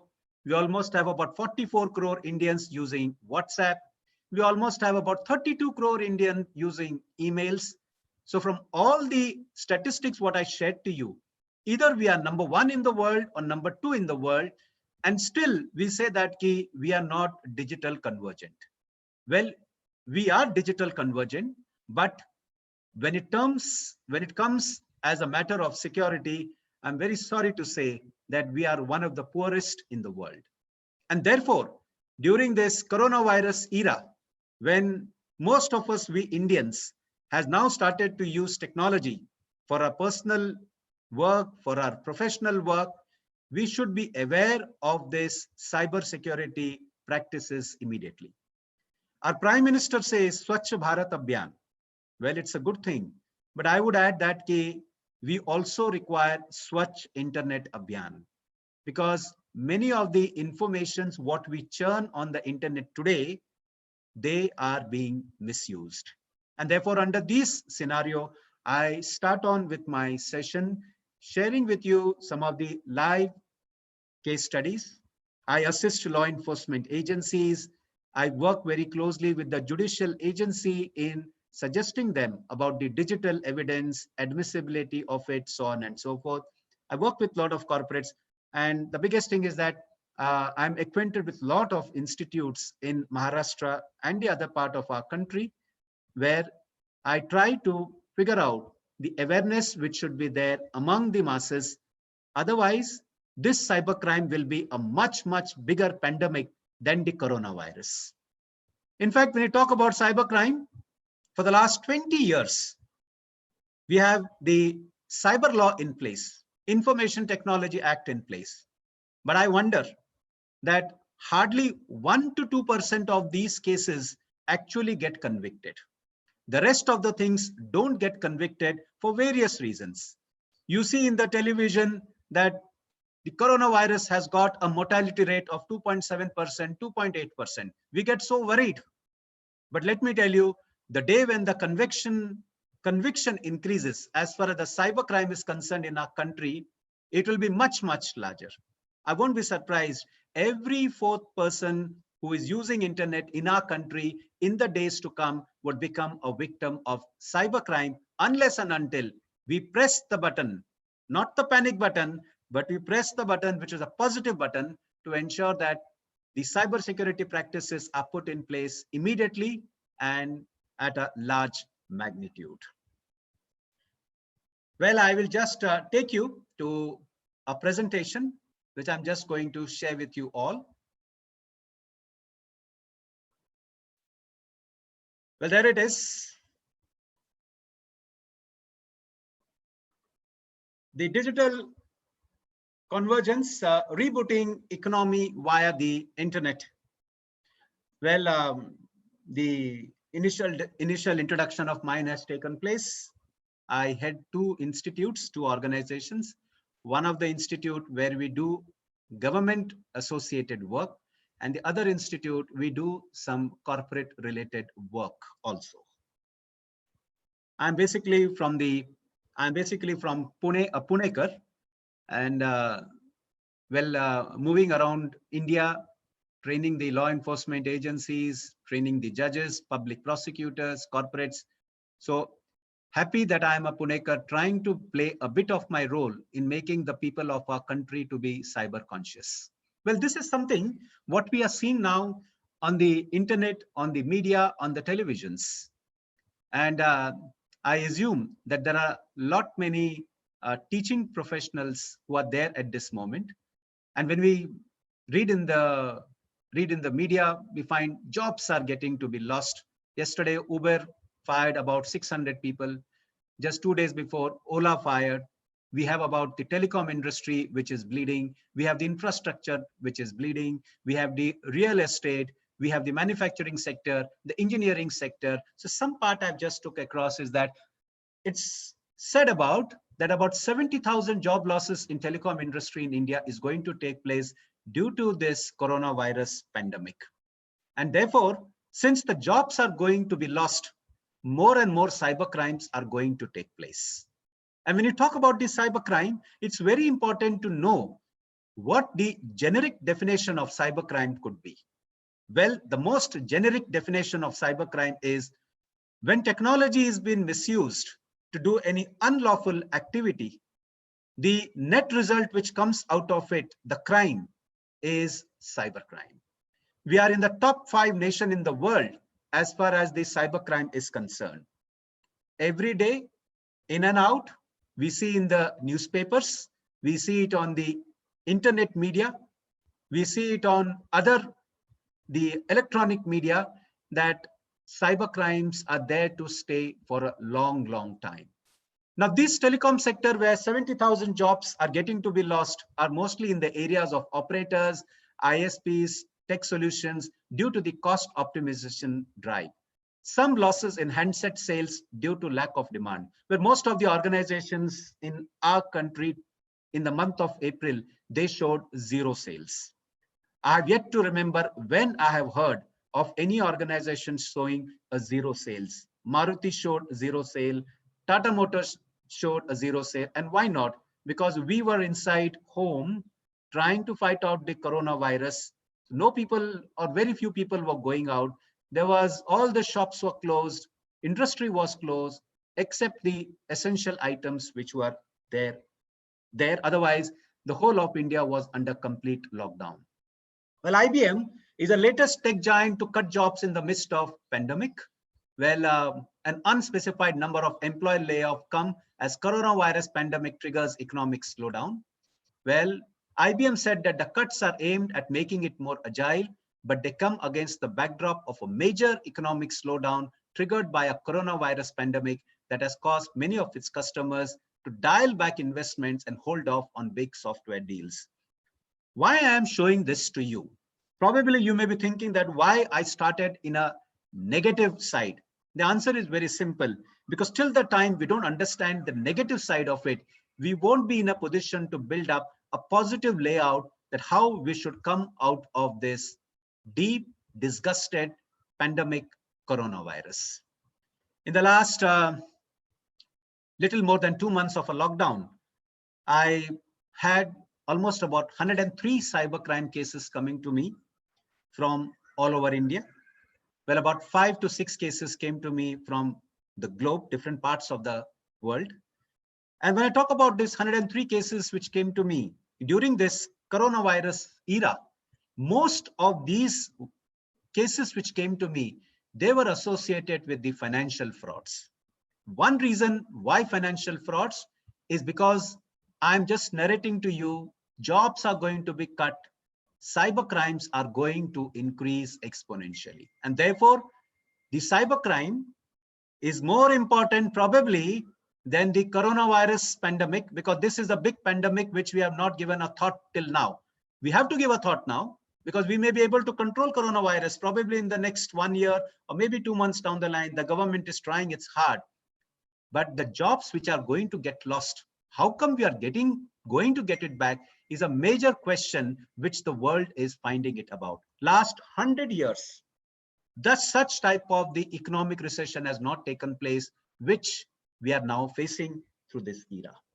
India Bulls group sacks about 2,000 employees, and they just spoke to their employees on a WhatsApp call and said, asking for the resignation. Well, why 2,000 employees approximately are going to lose a job in India Bulls? Because they did not hear to the management's instruction that they will have a pay cut anywhere between 5 to 50%. Well, there are going to be huge pay cuts in the days to come. And therefore, we have to be inclined that such sort of any type of disruptive ways, we should be in a position to find out a way to get out of it. Well, SoftBank backed Ola follows Uber with job cuts as revenue sinks. I just shared with you that Uber as well as the Ola, both are going to cut down their staff. They're not going to cut down the drivers, but they're going to cut down the staff which is working with them in the back office, because there is no much business which is happening for them. Let me come up now to the main important aspect about the cybersecurity incidents. Well, we have one organization, government organization called as CERT-IN. CERT stands for Computer Emergency Response Team, and IN stands for India. It's a nodal agency of the government of India, where this agency ensures that whenever there is a cybersecurity breach which takes place, it has to be reported to this agency, which comes under the Ministry of Information Technology. And this agency then becomes a custodian to find out a way that how it can create a common awareness among the people, such as they don't get to be victimized. In 2015, CERT reported that there were almost about 49,500 cybersecurity breaches taking place. And in 2019, in the last 4 years or so, the cybersecurity breaches has gone from about 49,500 to almost about 313,000 odd cybersecurity breaches. Well, 6.5 times approximately, the cybersecurity breaches have grown. All this has grown in the background without coming into the foreground, because we Indians, we have been using technology, just using any other device or any other system, but not knowing that the digital space has got one more side of the story, and that is the dark space. If you don't understand the dark space, the time will come that every fourth Indian in our country could be a victim of this deadly, deadly pandemic cybercrime. The cybercrime cases over a decade in India, in 2007, there were about 481 cybercrimes registered in India, all over India. And in 2017, in the last 10 years or so, the cybercrimes have grown exponentially, and almost about 21,800 cybercrimes are being registered in our country. Well, the 2019 statistics shall reveal to us that the total number of cybercrime which are registered are more than 30,000. Believe me, this is only the cybercrimes which are registered. This may be a few percentage of the actual cybercrime cases which may be happening on the ground. Therefore, we should always take a point that what statistics we are showing, these statistics could be only a part of it, but many of them doesn't get to be reported. At many a times, we have a problem. We go to the police station to register a cybercrime. We go once, twice, thrice, but it doesn't get reported. You may think that the police are having a laxity in not registering the cybercrime. Well, it is not so. There is another side of the story why this is not getting to be registered, which I will touch upon as we are going ahead. And once we realize this, we will come to a consensus that somewhere we are equally responsible. And that's the reason that why cybercrime is growing exponentially in India. Well, when I'm going ahead, it's very important for me also to tell you, and that is when you talk about cybercrime, cybercrime is being mediated through internet, and internet does not have any owner. There is no owner for internet. And that's why under this reason, internet has become a space where doing crimes has become very, very easy. And the investigation of cybercrime has become extremely difficult because a hacker sitting in US could hack a computer of a person who is from our country, India. But the hacker may use the server which is in US, use a technology which may be a German, use an app to do all these techniques, maybe from China. 4 countries are involved in this. Which country will we take into cognizance? How shall we register this crime? From where we will get this information? Which all countries, from which all particular sources we will get the information? This is a very, very big job for the police. You are using technology, but then if you become a victim of cybercrime, let me tell you, the police has to literally beg from these various service providers, and most of them are outside India, and getting this information is a big Herculean task from them. And as a result, the conviction rate of cybercrime is one of the least in our country as we compare to the other parts of the world. And therefore, the cyber hygiene practice has to be followed by each and every Indian. Well, in this coronavirus era, we have a mask, we put gloves, we ensure that we are well protected by that deadly coronavirus not infecting us. But how well we are actually covered up as far as the cybercrime is concerned? How many of us actually read the terms and conditions of an app while we download it? How many of us, while using a technology, know what are the best practices to ensure that our data doesn't get hacked? How many of us know that when a cybercrime happens, where to go, which court the matter will come into, how to give the evidence to the police, how to establish that evidence in the court it is genuine? Well, nothing. The whole space as far as the cybercrime is concerned in India is completely black. And therefore, under these circumstances, many people get victimized, and solution for their victimization is the least. Therefore, I think we need not use a mask while we are using technology, because that's not a cyber hygiene, but we should follow a good cyber security practices if tomorrow you should not be a victim of cybercrime. Well, the increased use of internet has given the increased number of cybercrimes. In the last 2.5 months, there has been a maximum usage of internet in our country. People are glued on their technology.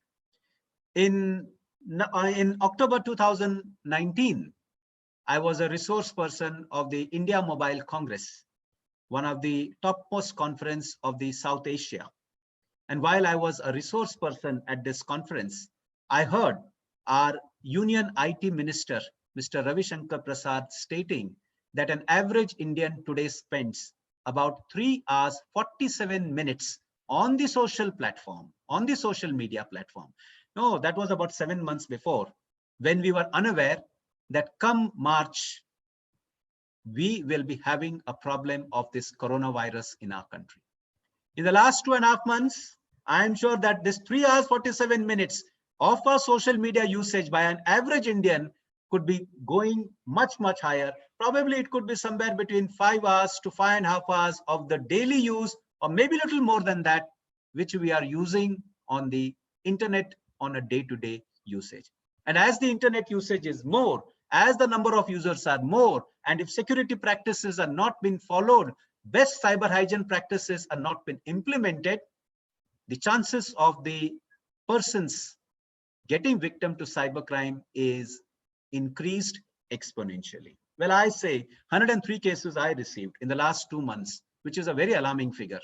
And if you look around all around the globe, in the last 2.5 months, almost 4 lakh new threats were being done all over the globe using the internet. And this 4 lakh threats is a very, very big amount. In fact, when you talk about these threats, what I'm talking to you, it looks as the statistics of some coronavirus happening in a country. And I think we should take this together. The coronavirus and the cybercrime, I think the time has come that we should connect them together. I will tell you that the cybercrime is a more pandemic as compared to this coronavirus. Coronavirus will have a vaccine. We will have a way to live with it. But if you don't have the techniques to get this cybercrime out, this will be going on for years together. And for years together, many people would get victimized using the technology in a wrongful manner. There's something digital around the world in 2018. The total population of the world in Jan 2018 was approximately 760 crores, out of which almost about 402 crore people used internet. Well, out of which we are having about, out of this 760 crore population, that's the approximately population of all around the world. In Jan 2018, almost about 320 crore people were active social media users. We had almost 2.5 years before, we had almost about 514 crore people all over the globe using mobile phone. We almost had about 300 crore people who are the active mobile social users. Well, if you look up at all the statistics, barring the first one, that is the total population of the world in Jan 2018, which was almost about 760 crores, which has now gone to about 795 crores. The other statistics about the internet users, the active social media users, the unique mobile users, and the active mobile social users, you can add about 20 to 25% more into this, telling you to the fact that the digital convergence of using the technology has increased exponentially. And therefore, when you talk about the increase in the cybercrime is mutually commutative. The countries having the worst and the best cybersecurity practices also, you should be aware. We'll see where our country fits in or it doesn't fit in. We'll see that in just a matter of time. The highest percentage of mobile malwares infecting the mobile phone were almost about 35.95% of the users have been affected. The highest number of financial malware attacks, well, that's Germany. Almost about 3% of the users have been affected with the financial malware attacks. Yesterday itself, I received a case from a lady who works for Citibank. And she used to work, rather she's working now also. She works in Mumbai Citibank branch. Yesterday, she went to Bhopal. She's from Bhopal. Her father happens to be a doctor, and her father is known to me very well because he is a doctor at one of the judicial academy. And I am also associated with the judicial academy in teaching the various district court judges, the junior judges, high court judges, so on and so forth. So she called me up yesterday around about at 4 o'clock in the evening, and she said that I have received a SMS that about 4,000 odd dirhams transaction has been taken place from her credit card. I said, tell me, where are you working? She said, I'm working for Citibank. I said, you're working for Citibank and you became a victim of this cybercrime? She said, yes. And 4,000 odd dirhams would be roughly about 90 or 1,000 rupees, probably 90 or 1,000 rupees, 4,000 odd dirhams it was. So she said that I received a message on my mobile phone that I have become, that this much amount of money has been, online transaction has been done to buy an iPhone. I said, I asked her a few questions, and the answering of the few questions gave me the answer as to how she became a victim of these financial crimes. You know, when you have the credit cards, most of the credit cards are the international credit cards. Why most? I would say all. And when you talk about the credit cards, for a hacker, it's very easy to have a crime to be done just by knowing 4 informations which are available on your credit card. The 4 type of information which is available on the credit card, which can be seen by any person if that credit card is given. And those are the credit card number, the name of the person on whose name the credit card is registered. Number 3, the expiry date or the validity date of that credit card. And on the back side of the credit card, there is a 3-digit number that is called as the CVV number. If these 4 informations are being known to a hacker, let me tell you, using this 4 information without the physical presence of that credit card with that hacker, he can go to any online shopping portal which is registered outside India, which follows the jurisdiction of outside India, and he can commit a transaction of buying a thing online. And believe me, while the transaction is done, nor the OTP is being asked or nor the PIN number is asked. Under this scenario, how dangerous it is to use a credit card if not aware of the proper cybersecurity practices in place. Many people today I've seen, in fact, I sometimes go to the shopping mall. It's not that I go to the shopping mall to buy something. I sometimes go to the shopping mall to find out the basic practices of security which people follow. So I just see to them, they are very much least concerned. They give their card at their shopping outlet. They just swipe their card, and while entering the PIN number also, they don't know whether the camera is fixed on the top of that place. They are so much negligent, so much laxity, that while they enter the PIN number, the whole world knows over there what PIN number they are entering it. You are using a credit card. At the end of the month, you have to pay the money to the bank. The bank is not going to give you the free money. It's not a free lunch. So much of laxity. And while you are having that card to be swiped at a POS, you should be very much concerned that that particular device is not a compromised with. Many a times when you swipe a card, it doesn't get swiped at the first instant. The person tells you to swipe for one more time. Second time also it doesn't get swiped. Asks you for the third time. Well, have your neurons to be activated in the brain. Something may be wrong in the device, because while the card is swiped, your critical information of your card, that is your card number, name of the person, your CVV number, as well as the validity period, may be stored inside that particular device, which may have a chip. And later on, those informations could be associated in a crime to be done. So be cautious, be alert, because if there is a financial crisis, it's going to be a big, big problem than this coronavirus. In fact, we have seen that the coronavirus, the cases are increased, but slowly, the lockdowns are getting to be removed, simply because if the economy is in deep shambles, we will be having a big problem to sustain in this universe, in this world. The highest percentage of telnet attacks by originating countries, China. China holds about 21.15% of the telnet attacks are originated from China. So we have to be extremely cautious.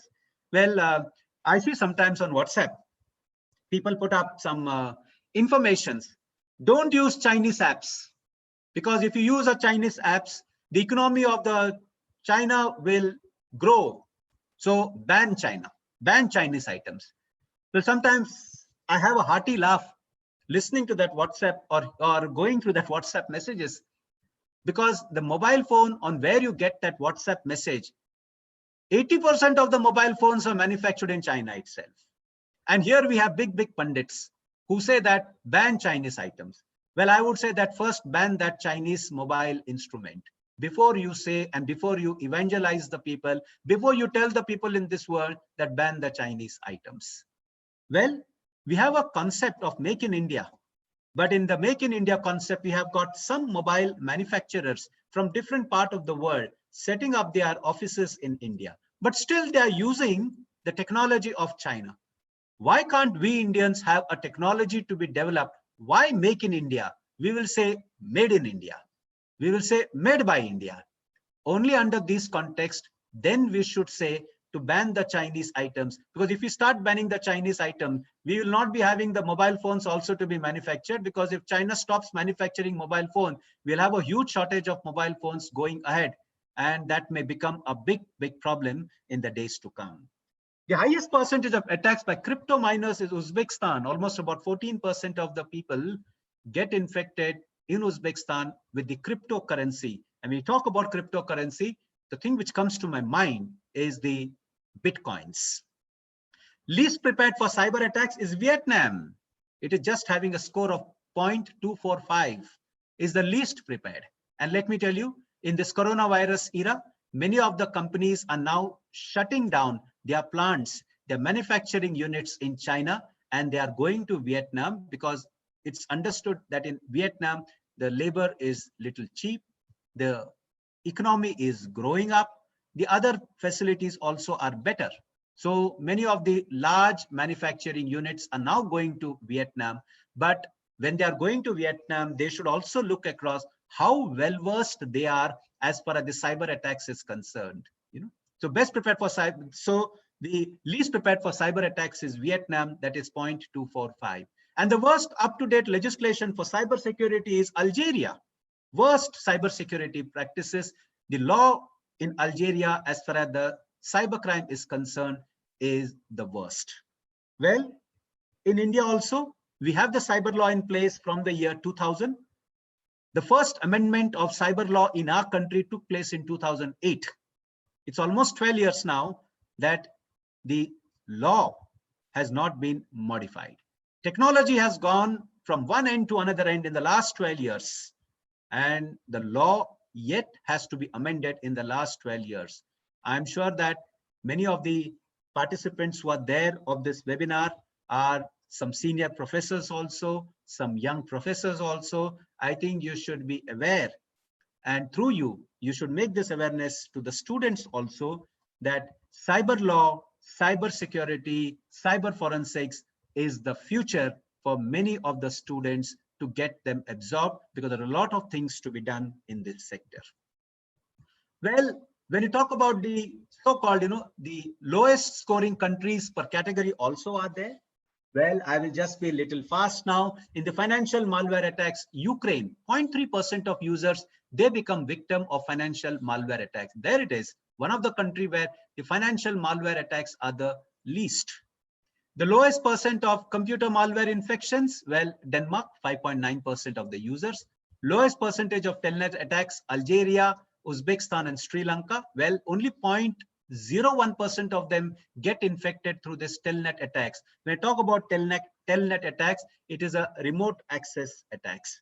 Well, before that, let me also come back to you. One of the case which I just received day before yesterday. A lady received a link on her mobile phone, a WhatsApp message, which had a link which says that your WhatsApp account, your Paytm account shall be suspended if no proper KYC is done of your Paytm account. In a hurry, she was, she said that, oh, if my Paytm account is blocked, I will not be able to do this digital transactions. I will not be able to get this food online, so on and so forth. And so immediately she clicked on that link. When she clicked on that link, there was an app which got installed in a mobile phone, that is the AnyDesk app. She was unaware of it, that an AnyDesk app, once it is installed in anybody's mobile phone, it gives the remote access of that instrument to that person who has sent that link.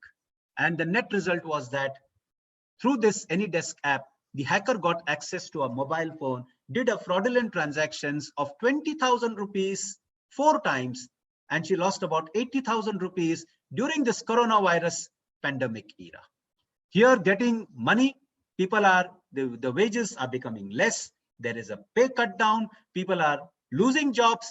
And here she lost about 80,000 rupees, unaware of that fact that this was a fictitious link, a fake link by which she became poorer by almost about 80,000 rupees. I won't be surprised to tell you that in the days to come, a Karodpati can become Rodpati, and a Rodpati can become Karodpati if proper cyber hygiene practices are not being followed. Through this, I'm trying to always also put my words to all the so-called, people from our education sector. Please have cyber security, cyber law, cyber forensics as a mandatory subject, and let be that subject which is practical in nature. I'm aware that there is one course of cyber security, and Dr. Kaptan, who was there as the first resource person, I remember some 5 or 6 years before, when that course was introduced, he called me to Pune University when he was the dean of the commerce. And he told me that I want you to take these sessions.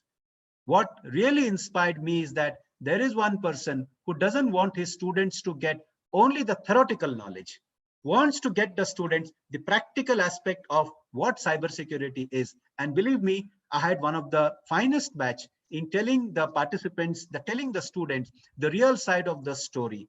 And today I'm opening up and telling you that directly, Dr. Kaptan was in a position to save the life of a girl.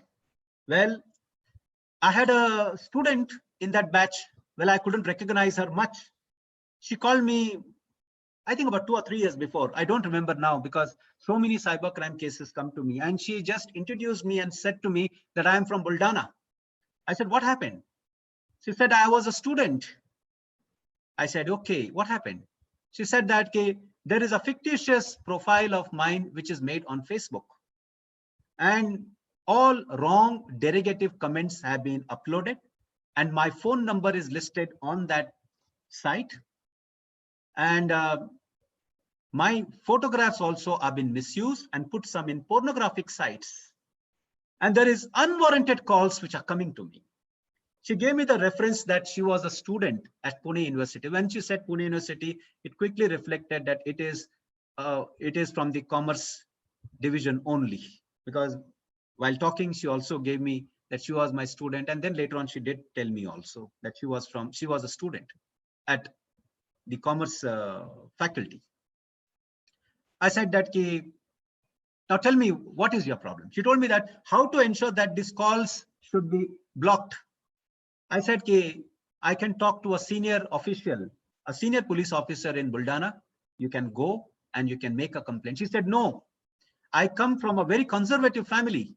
If my family understands that my fake profile is uploaded on Facebook and it is uploaded, my photographs are there on some pornographic websites, it will be a big problem for them. And the whole people in my locality will come to know about it. I don't want to make a complaint. Is there a way that how this person I could know? I said that it's difficult.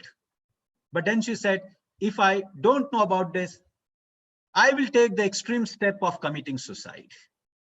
Now there it is. I believe somewhere at 5:30, 5:45 in the evening, she called me up.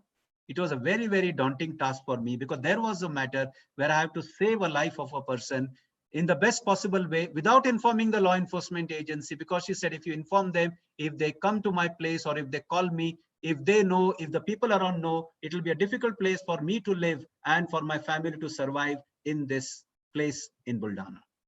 I said to her that, look, one thing, a fake Facebook profile has been made. You just go on to that and then broadcast a message on that particular site, on that Facebook page, that I have made a police complaint and whoever it is will be booked by the police immediately and shall be caught. When that message was flashed on that page, in the next 15-20 minutes, the guy who made it, he immediately called up this girl and said that, please don't make a complaint because I am the one who made this. And believe me, he was just staying 2 kilometers away from where this girl was staying. Let me tell you, we were able to get the person who misused the technology to defame the name of this girl. And she called me up in the next 20 odd minutes. She told me, I got hold of the person who made that fake fictitious profile. She also went on saying, if I was unaware to know about this, probably I would have taken the extreme step of committing suicide. I would thank Dr. Kaptan because he introduced me to teach the students and to tell them about the live cybercrime cases and some of the prevention methods. This girl had the number, she called me up and one life was saved. What I mean to say is that during this era, important things of not getting to be victimized is a big, big thing, is a big responsibility we as academics have in our particular foray. Well, going ahead, the lowest percentage of crypto miners, that's Denmark, 0.61% of the users.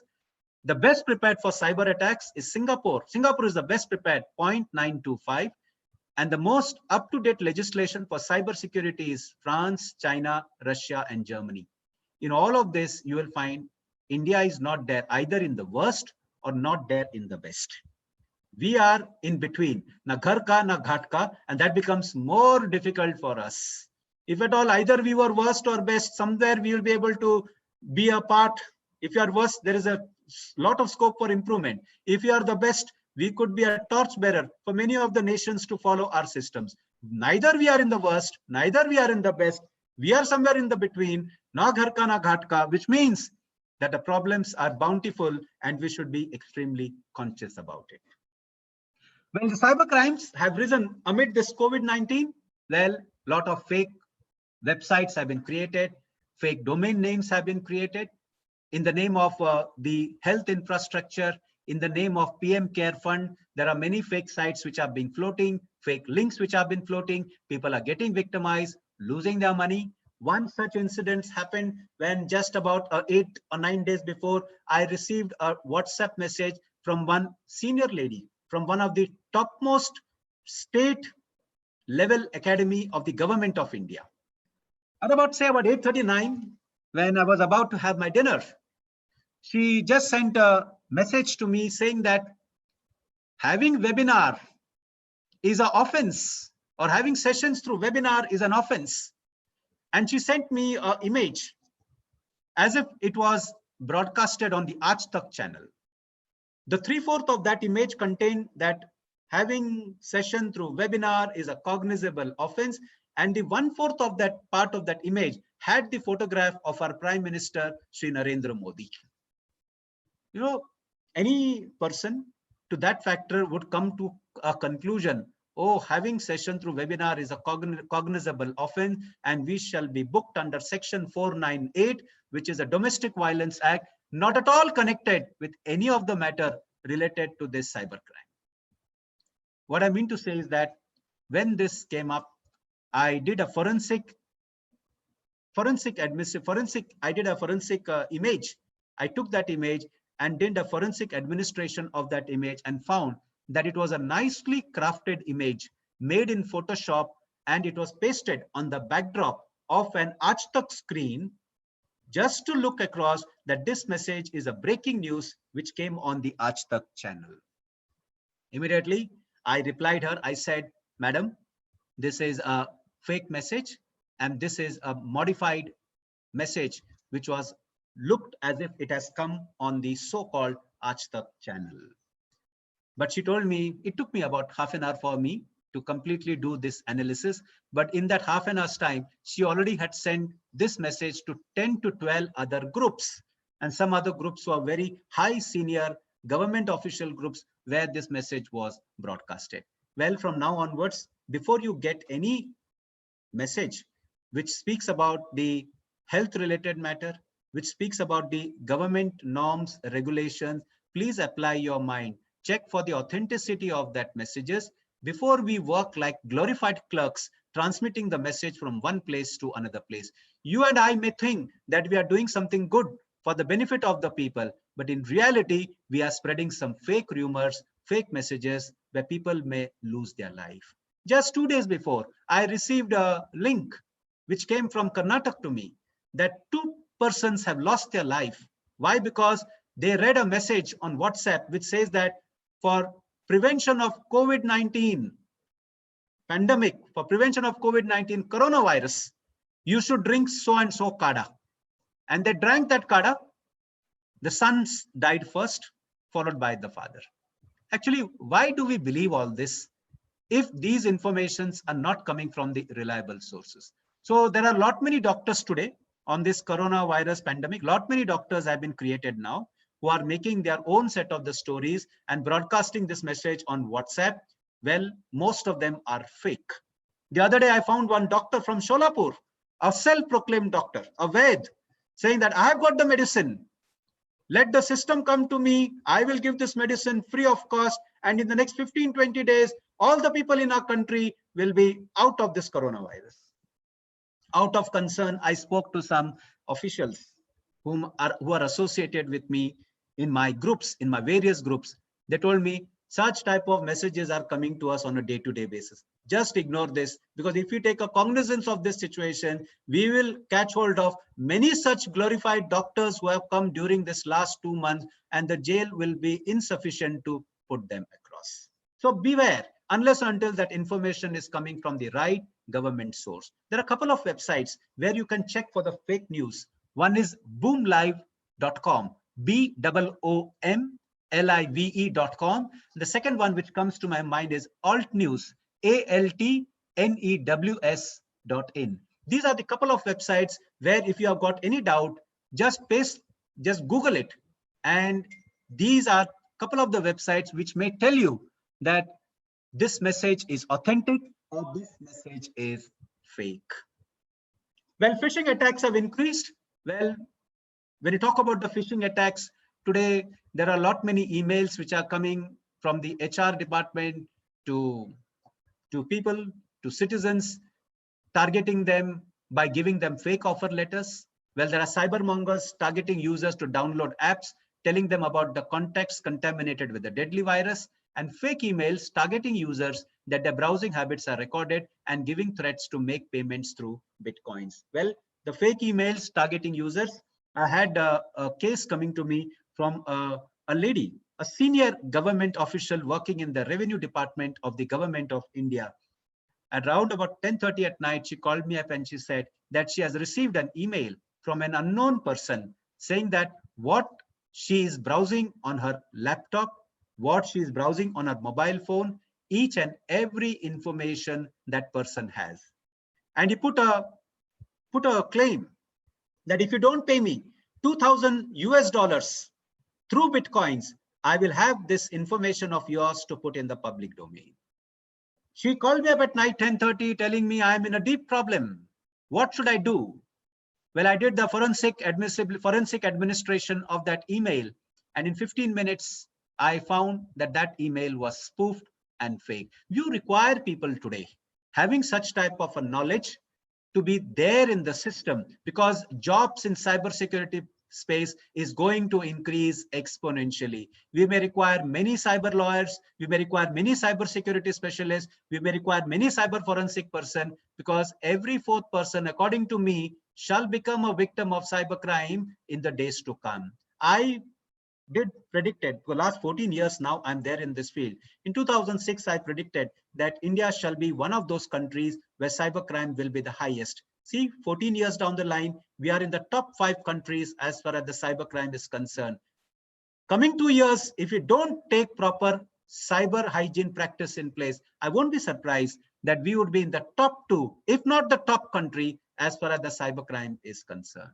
Well, I saw that mail, and then at around about 10:45, 10:50, I called her back and said, don't worry, that's a spoofed mail. And why that spoofed mail came to her? Because she was having an email account registered with Yahoo. In the last 3 years or so, about 100 crore email IDs, which were registered on the Yahoo server, have been hacked. And they have been hacked along with the email ID and their passwords. So if you're having a Yahoo email account, the time has come that please migrate to something else. Something else doesn't mean that you migrate to Gmail. Most of us Indians, almost about 87% of the Indians have got their personal email ID registered on Gmail. Have you ever read the terms and conditions of Gmail? No. If you have not read, please read it today. Follow or read at least these 3 terms and conditions. Where the server of Gmail is placed, where is the jurisdiction if you become a hacker, if you become a victim tomorrow, where is the jurisdiction, how the complaint should be made, where the complaint will be taken, and last but not the least, how secured is that mail server? If you ask this question to Gmail, they will tell you, either you want to use, you use it, but don't ask us any question because we are giving free service to you. And anything which is free in our country, we take it, accept it in both the hands. Let me tell you, there is nothing which is free on the internet. We have to be extremely cautious while we are registering on any of the mail server. Read this and then come to a conclusion. God forbid, tomorrow if you go on asking questions to them, they may stop your emails. And let me tell you, today your email ID is registered with many of your other credentials. They are attached to your bank account.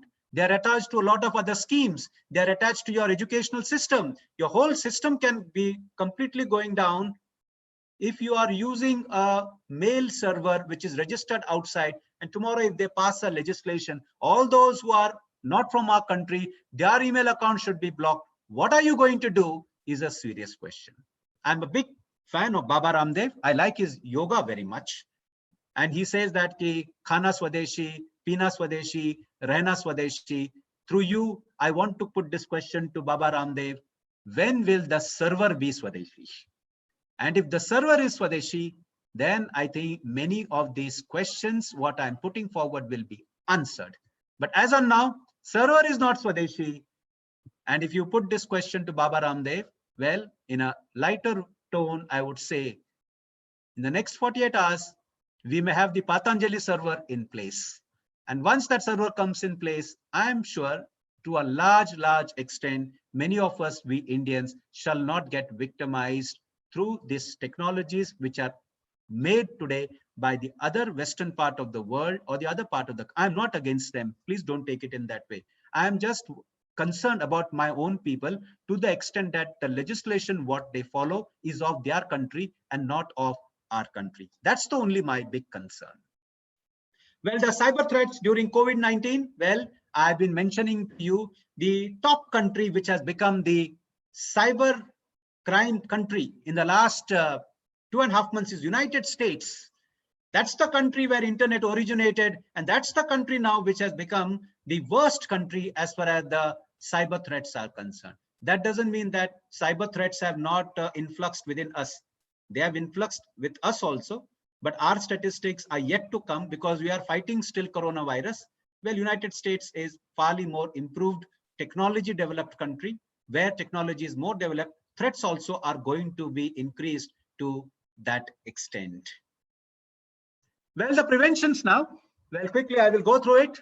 Well, ignore calls asking you to divulge your bank and plastic card details, that is your credit card and your debit card details. No bank will call you asking you to give your bank account details. Ignore mails telling you that you won a lottery or won a jackpot. Well, ignore mails that say that you won a lottery. Ignore mails that say that this mobile phone is available at such and such less cost. Please click on this link. All are fictitious, all are spoofed.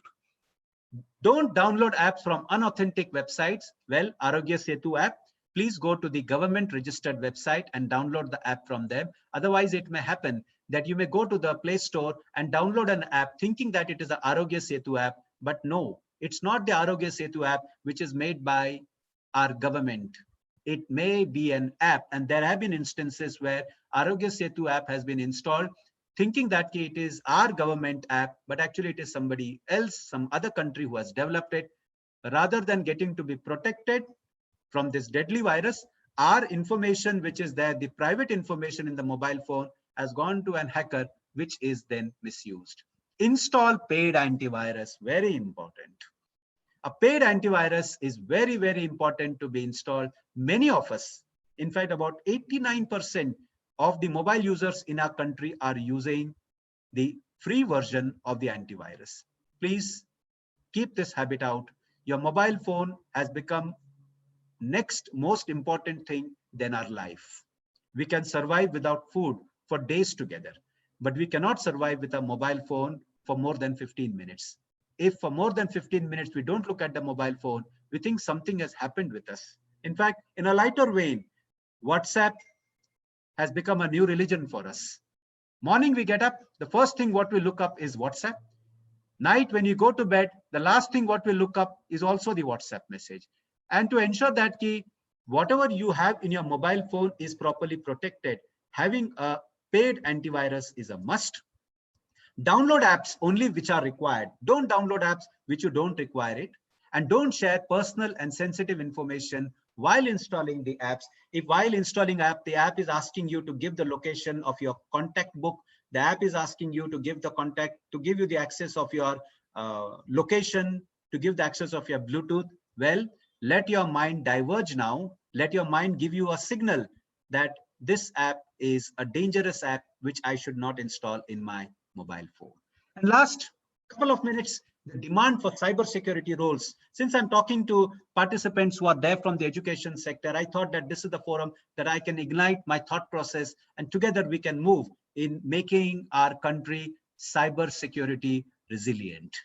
Well, last year, NASSCOM reported that India alone would require 1 million cybersecurity professionals by 2020. They said last year, because they were not knowing that coronavirus will infect us from January end. The whole coronavirus started infecting us in our country. And it's the 4th month now that it's going on. It's going on very deadly it is going on with. Well, now this 1 million would be at least 3 millions. So 30 lakh approximately cybersecurity professionals by 2020, not only in India, but many of the countries outside India would also require professionals in this domain. But when I'm saying cybersecurity professionals, many of us do something called as some ethical hacking programs. No, you don't get jobs for ethical hacking programs, because hacking is an offense. And there is nothing ethical which I find in hacking. Well, you have to do some course which talks about cybersecurity, cyber forensics, talking about how the evidences could be retrieved from a device, talking about how the system could be secured, and of course, knowing about the legal aspect. I have yet to find any of the ethical hacking program teaching the participant about the legal aspect, because if they teach, then many of them would feel, oh, cyber crime is an offense. It is an offense which you should be knowing. I'm working in the live investigation, assisting various law enforcement agencies from the different parts of our country, assisting the judicial officers also in terms of the digital evidence. I find in many of the cases, when a hacker is caught, he has done some ethical hacking program, not knowing the legal aspect of it, and then he is there in the jail, if not for a few years, but at least for a few days, he's there in the jail. The whole career is then spoiled. So please be assured, ethical hacking is not what you are looking. Cybersecurity professionals, cyber forensics, cyber lawyer, these are the trends what you should be doing. And companies have doubled the size of their cybersecurity teams in recent years. Well, the credentials and the education qualification is not something that you have to be a postgraduate to get into this field of the cybersecurity. A high school diploma also can do, or associate or a bachelor's degree. Other requirements, computer skills, that is very much which is important. And the median annual salary is very high. This is the source, the statistics I've taken from the US Bureau of Labor Statistics, where almost about $1 lakh. That could be the salary per annum, which is a big amount of money, almost about 75 to 76 lakhs rupees Indian money for a person who is there in the cybersecurity space, probably having just 1 or 2 years of experience, is what today the market gives. Well, the opportunity is cybersecurity. Well, what are the jobs the person should know? Should know about the operating system, should be in a position to build the best cybersecurity practices, should be in a position to monitor the threats. What are the new threats and how to monitor it? Should be in a position to mitigating the threats and making a risk assessment plan, making a DRP, a disaster recovery system plan in place to ensure that the threats have been minimized, and granting the roles and responsibility to the users. And one more important aspect is data mining. These are the job, the responsibility of a cybersecurity specialist. Well, the network security engineer, which is a field which has been going on for years together, but many of them were unaware that this network security engineer is closely associated with a cybersecurity specialist also. The jobs, responsibilities are more or less the same. Things over here, one thing which is important is the person should be in a position to maintain the network, maintain the firewall, routers, switches, and the salary is very decent. It begins somewhere at 4 lakhs per annum and can go up to 8 lakhs per annum. Let me tell you, today, very few jobs today give you such type of a salary if there are some students who are a part of this webinar at this moment. So nothing is gone wrong yet. Something has gone wrong. I'm not saying nothing has gone, something has gone wrong yet, but always there is a ray of hope. There is a career for you where you can look yourself. If you lost a job, well, come into the cybersecurity space. A lot of jobs are available and the industry will be there with both of the hands, taking you and said that I require you because you will help me out in coming from this deadly menace of this cyber crime. The cybersecurity analyst, well, there's one more other job which is having a lot of potential, and the job requirement over here, as far as what the person should do, the person should do a vulnerability testing, finding out what are the threats and doing a VAPT. That's one of the trend which is now getting a lot of importance. Should be able to manage the network, and most important, should be in a position to help in planning, implementing, and upgrading the security measures from time to time. The salary of a cybersecurity analyst begins at about 6 lakhs per annum, which is a very, very decent money during this time. The security architect, well, this requires a bit of experience, about 5 years of experience we would require. But the job of a security architect, which is once again an ancillary field as far as the opportunity in the cybersecurity space, designing the network, planning, research, and designing. That's very important because you are an architect. So you should be having an essence of how to plan the research and the design, inquisitive mind to ensure that the threats which are being there, they get minimized and fewer threats will come in the days to come. So you are playing a role of an architect, a designer, to ensure that the security is closely guarded at your place. The person should be in a position to develop the company policies and procedures for the organization as well as the employees who are part of the organization. And the average pay of a security architect begins at about 17 lakhs per annum. Well, a very, very decent money, about 1.5 lakhs a month, 5 years of experience. And this is the field, and this is the trend, what you can look yourself in the days to come. Cybersecurity manager, well, around 2 years of experience for this, more or less what the other part, what I've told you, more or less the same thing. But only thing is that there's only one thing which has extra job. What a cybersecurity manager has to do is perform a regular checks on all the server, switches, routers, and other connected devices to make sure there are no loopholes in the security. Well, salary is pretty good, about 12 lakhs per annum. That's a cybersecurity manager. And the last on the list is a CISO. And CISO are most widely required, but they are the highest experienced person in the system. In the education sector, when we say a professor, in the same thing, in the corporate sector, we say as a CISO, a topmost position in the organization as far as the security is concerned. He has to work with his staff to identify, develop, implement the security practices. He should be in a position to respond to incidents and set up appropriate standards. He should be in a position to overseeing the implementation of the security policies and procedures within the organization. Hold on, the average salary for a top CISO, is anywhere between 2 crores to 4 crores per annum. But yes, to get to this stage, well, you require at least 15 to 20 years of experience to climb this ladder. Money is not a criteria. The most important criteria is the job satisfaction. I'm working in this field for the last 14 years. Let me tell you, there has not been a single day which has become a dull day for me. Every day, new case, new things happen. I have to put my inquisitive mind all the time to ensure that the best cybersecurity practices are put into place. And more important, when I assist the law enforcement agency, the judicial officers, my main concern is that the hacker or the criminal should not be spared. All other way, well, there are a couple of jobs. One is a cybercrime investigator, cyber lawyer. I won't be surprised that in the days to come, the government also will create more job opportunities within the government sectors. Today, the government is asking for the private people also to be a part of them, in guiding them, in telling them, because most of the part, it's the private organizations which are now helping the government in ensuring the best cybersecurity practices are put into place and they get to be implemented also. I think that's the presentation I had. As far as rebooting the economy is concerned, I'm telling you, internet will play a very big vital role to ensure that we have better secure systems in place. So if tomorrow we are going to start our factories, our manufacturing units, we are going to start our offices, we are going to start our economy, cybersecurity is very critical, because as the day progresses, we are going to use more and more digital. And when you're using more and more digital, you have to be more and more cybersecurity conscious. It's only the digital world or the digital techniques which can help us out in rebooting our economy to where we were before. It may take us some time, maybe 1 year or maybe 6 months, whatever it is. We have the financial analysts who are in the best position to answer that question. But whenever it comes, your digital technology will play a big role in rebooting the economy.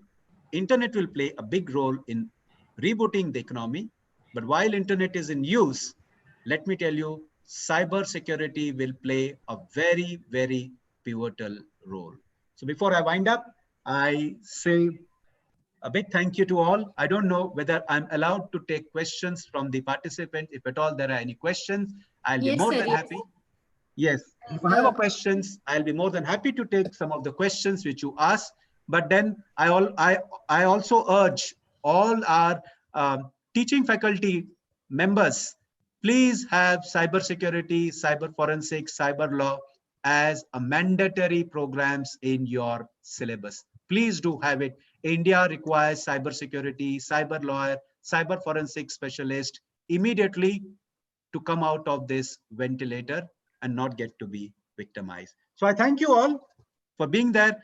I thank the college, the trustees, all the beneficiaries of the college for inviting me for this program. I hope I have thrown some light in addressing you this topic of the cybercrime. And if there are any questions, most welcome. I'm there to answer you now. Thank you.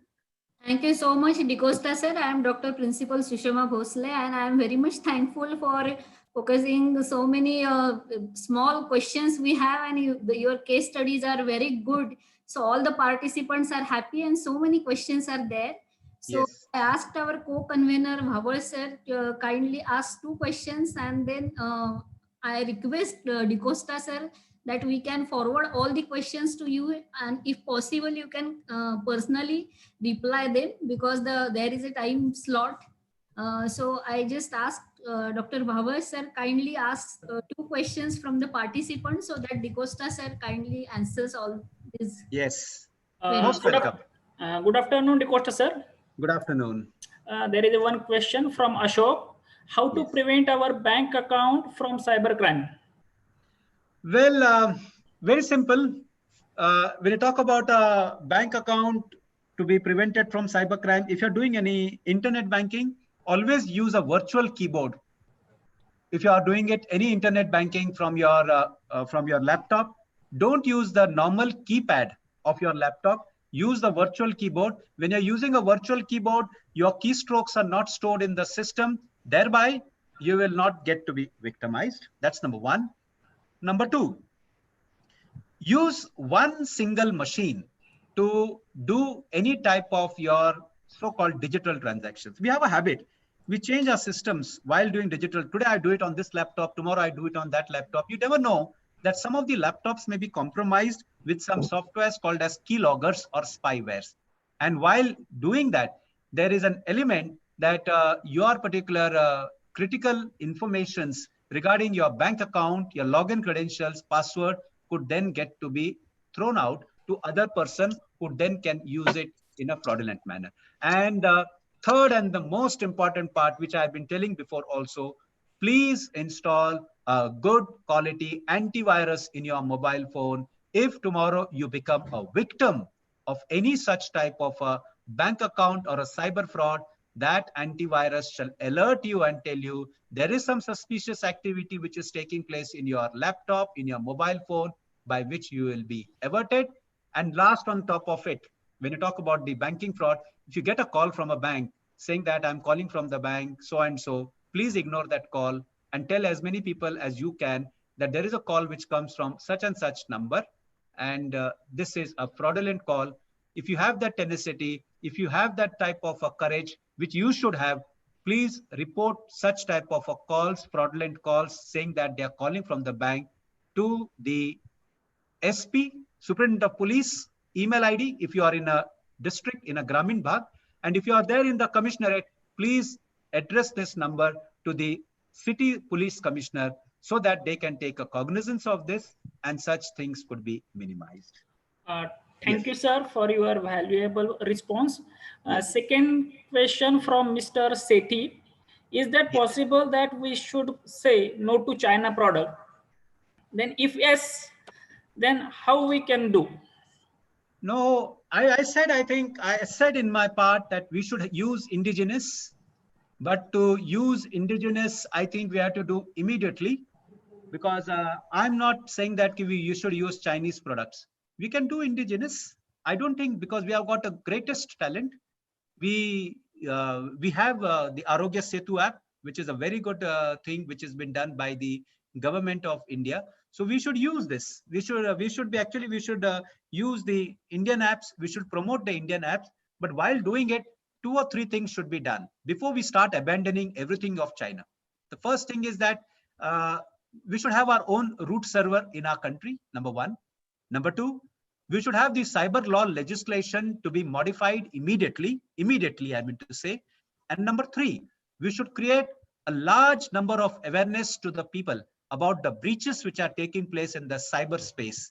And number 4, if you do all this, then we start developing the applications, host it onto an Indian server, and then we say Tata bye-bye to China, because by that time, we are the best in the world as far as our own apps are concerned. Yes. Thank you, sir. Thank you. Pallavi ma'am, Yes, sir. please continue. Thank you so much, sir, for your valuable guidance. At the last, I request Dr. Bhagyashree Nale ma'am to present the vote of thanks. Good afternoon, ladies and gentlemen. It gives me an immense pleasure to deliver the vote of thanks of this today's second session speaker, Dr. D. Costa, President Cyber Security Cube. He was given information on digital conversion, rebooting via internet, and forwarded many ideas and views. Thank you, sir, for such an informative speech, valuable contribution for this webinar. I am also thankful to Principal Dr. Sushma Bhosle Madam. She is also the convener of this webinar.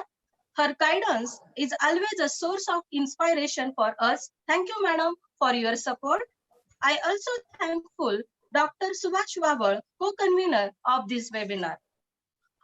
I would also like to thank all dignitaries, delegates, participants for different parts of India and Maharashtra who has attended this same webinar. Last but not least, I thank all the technical support staff without whom this webinar could not turn out to be successful. Thank you all. Finally, on behalf of taking permission of principal, I declare today's schedule is over. Thank you, all of you. Thank you. Thank you.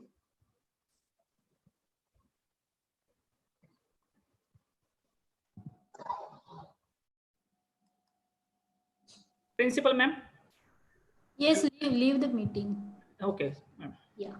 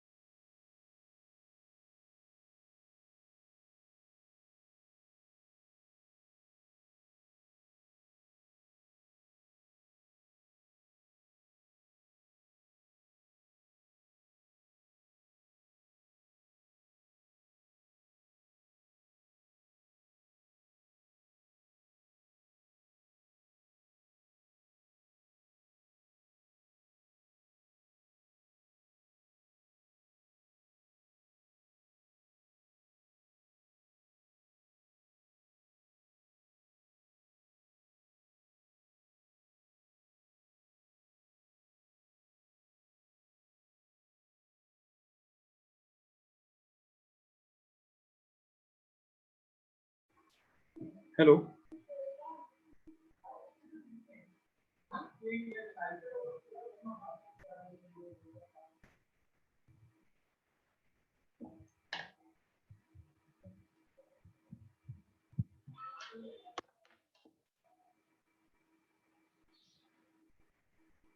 Hey Praveen, जल्दी आ इधर.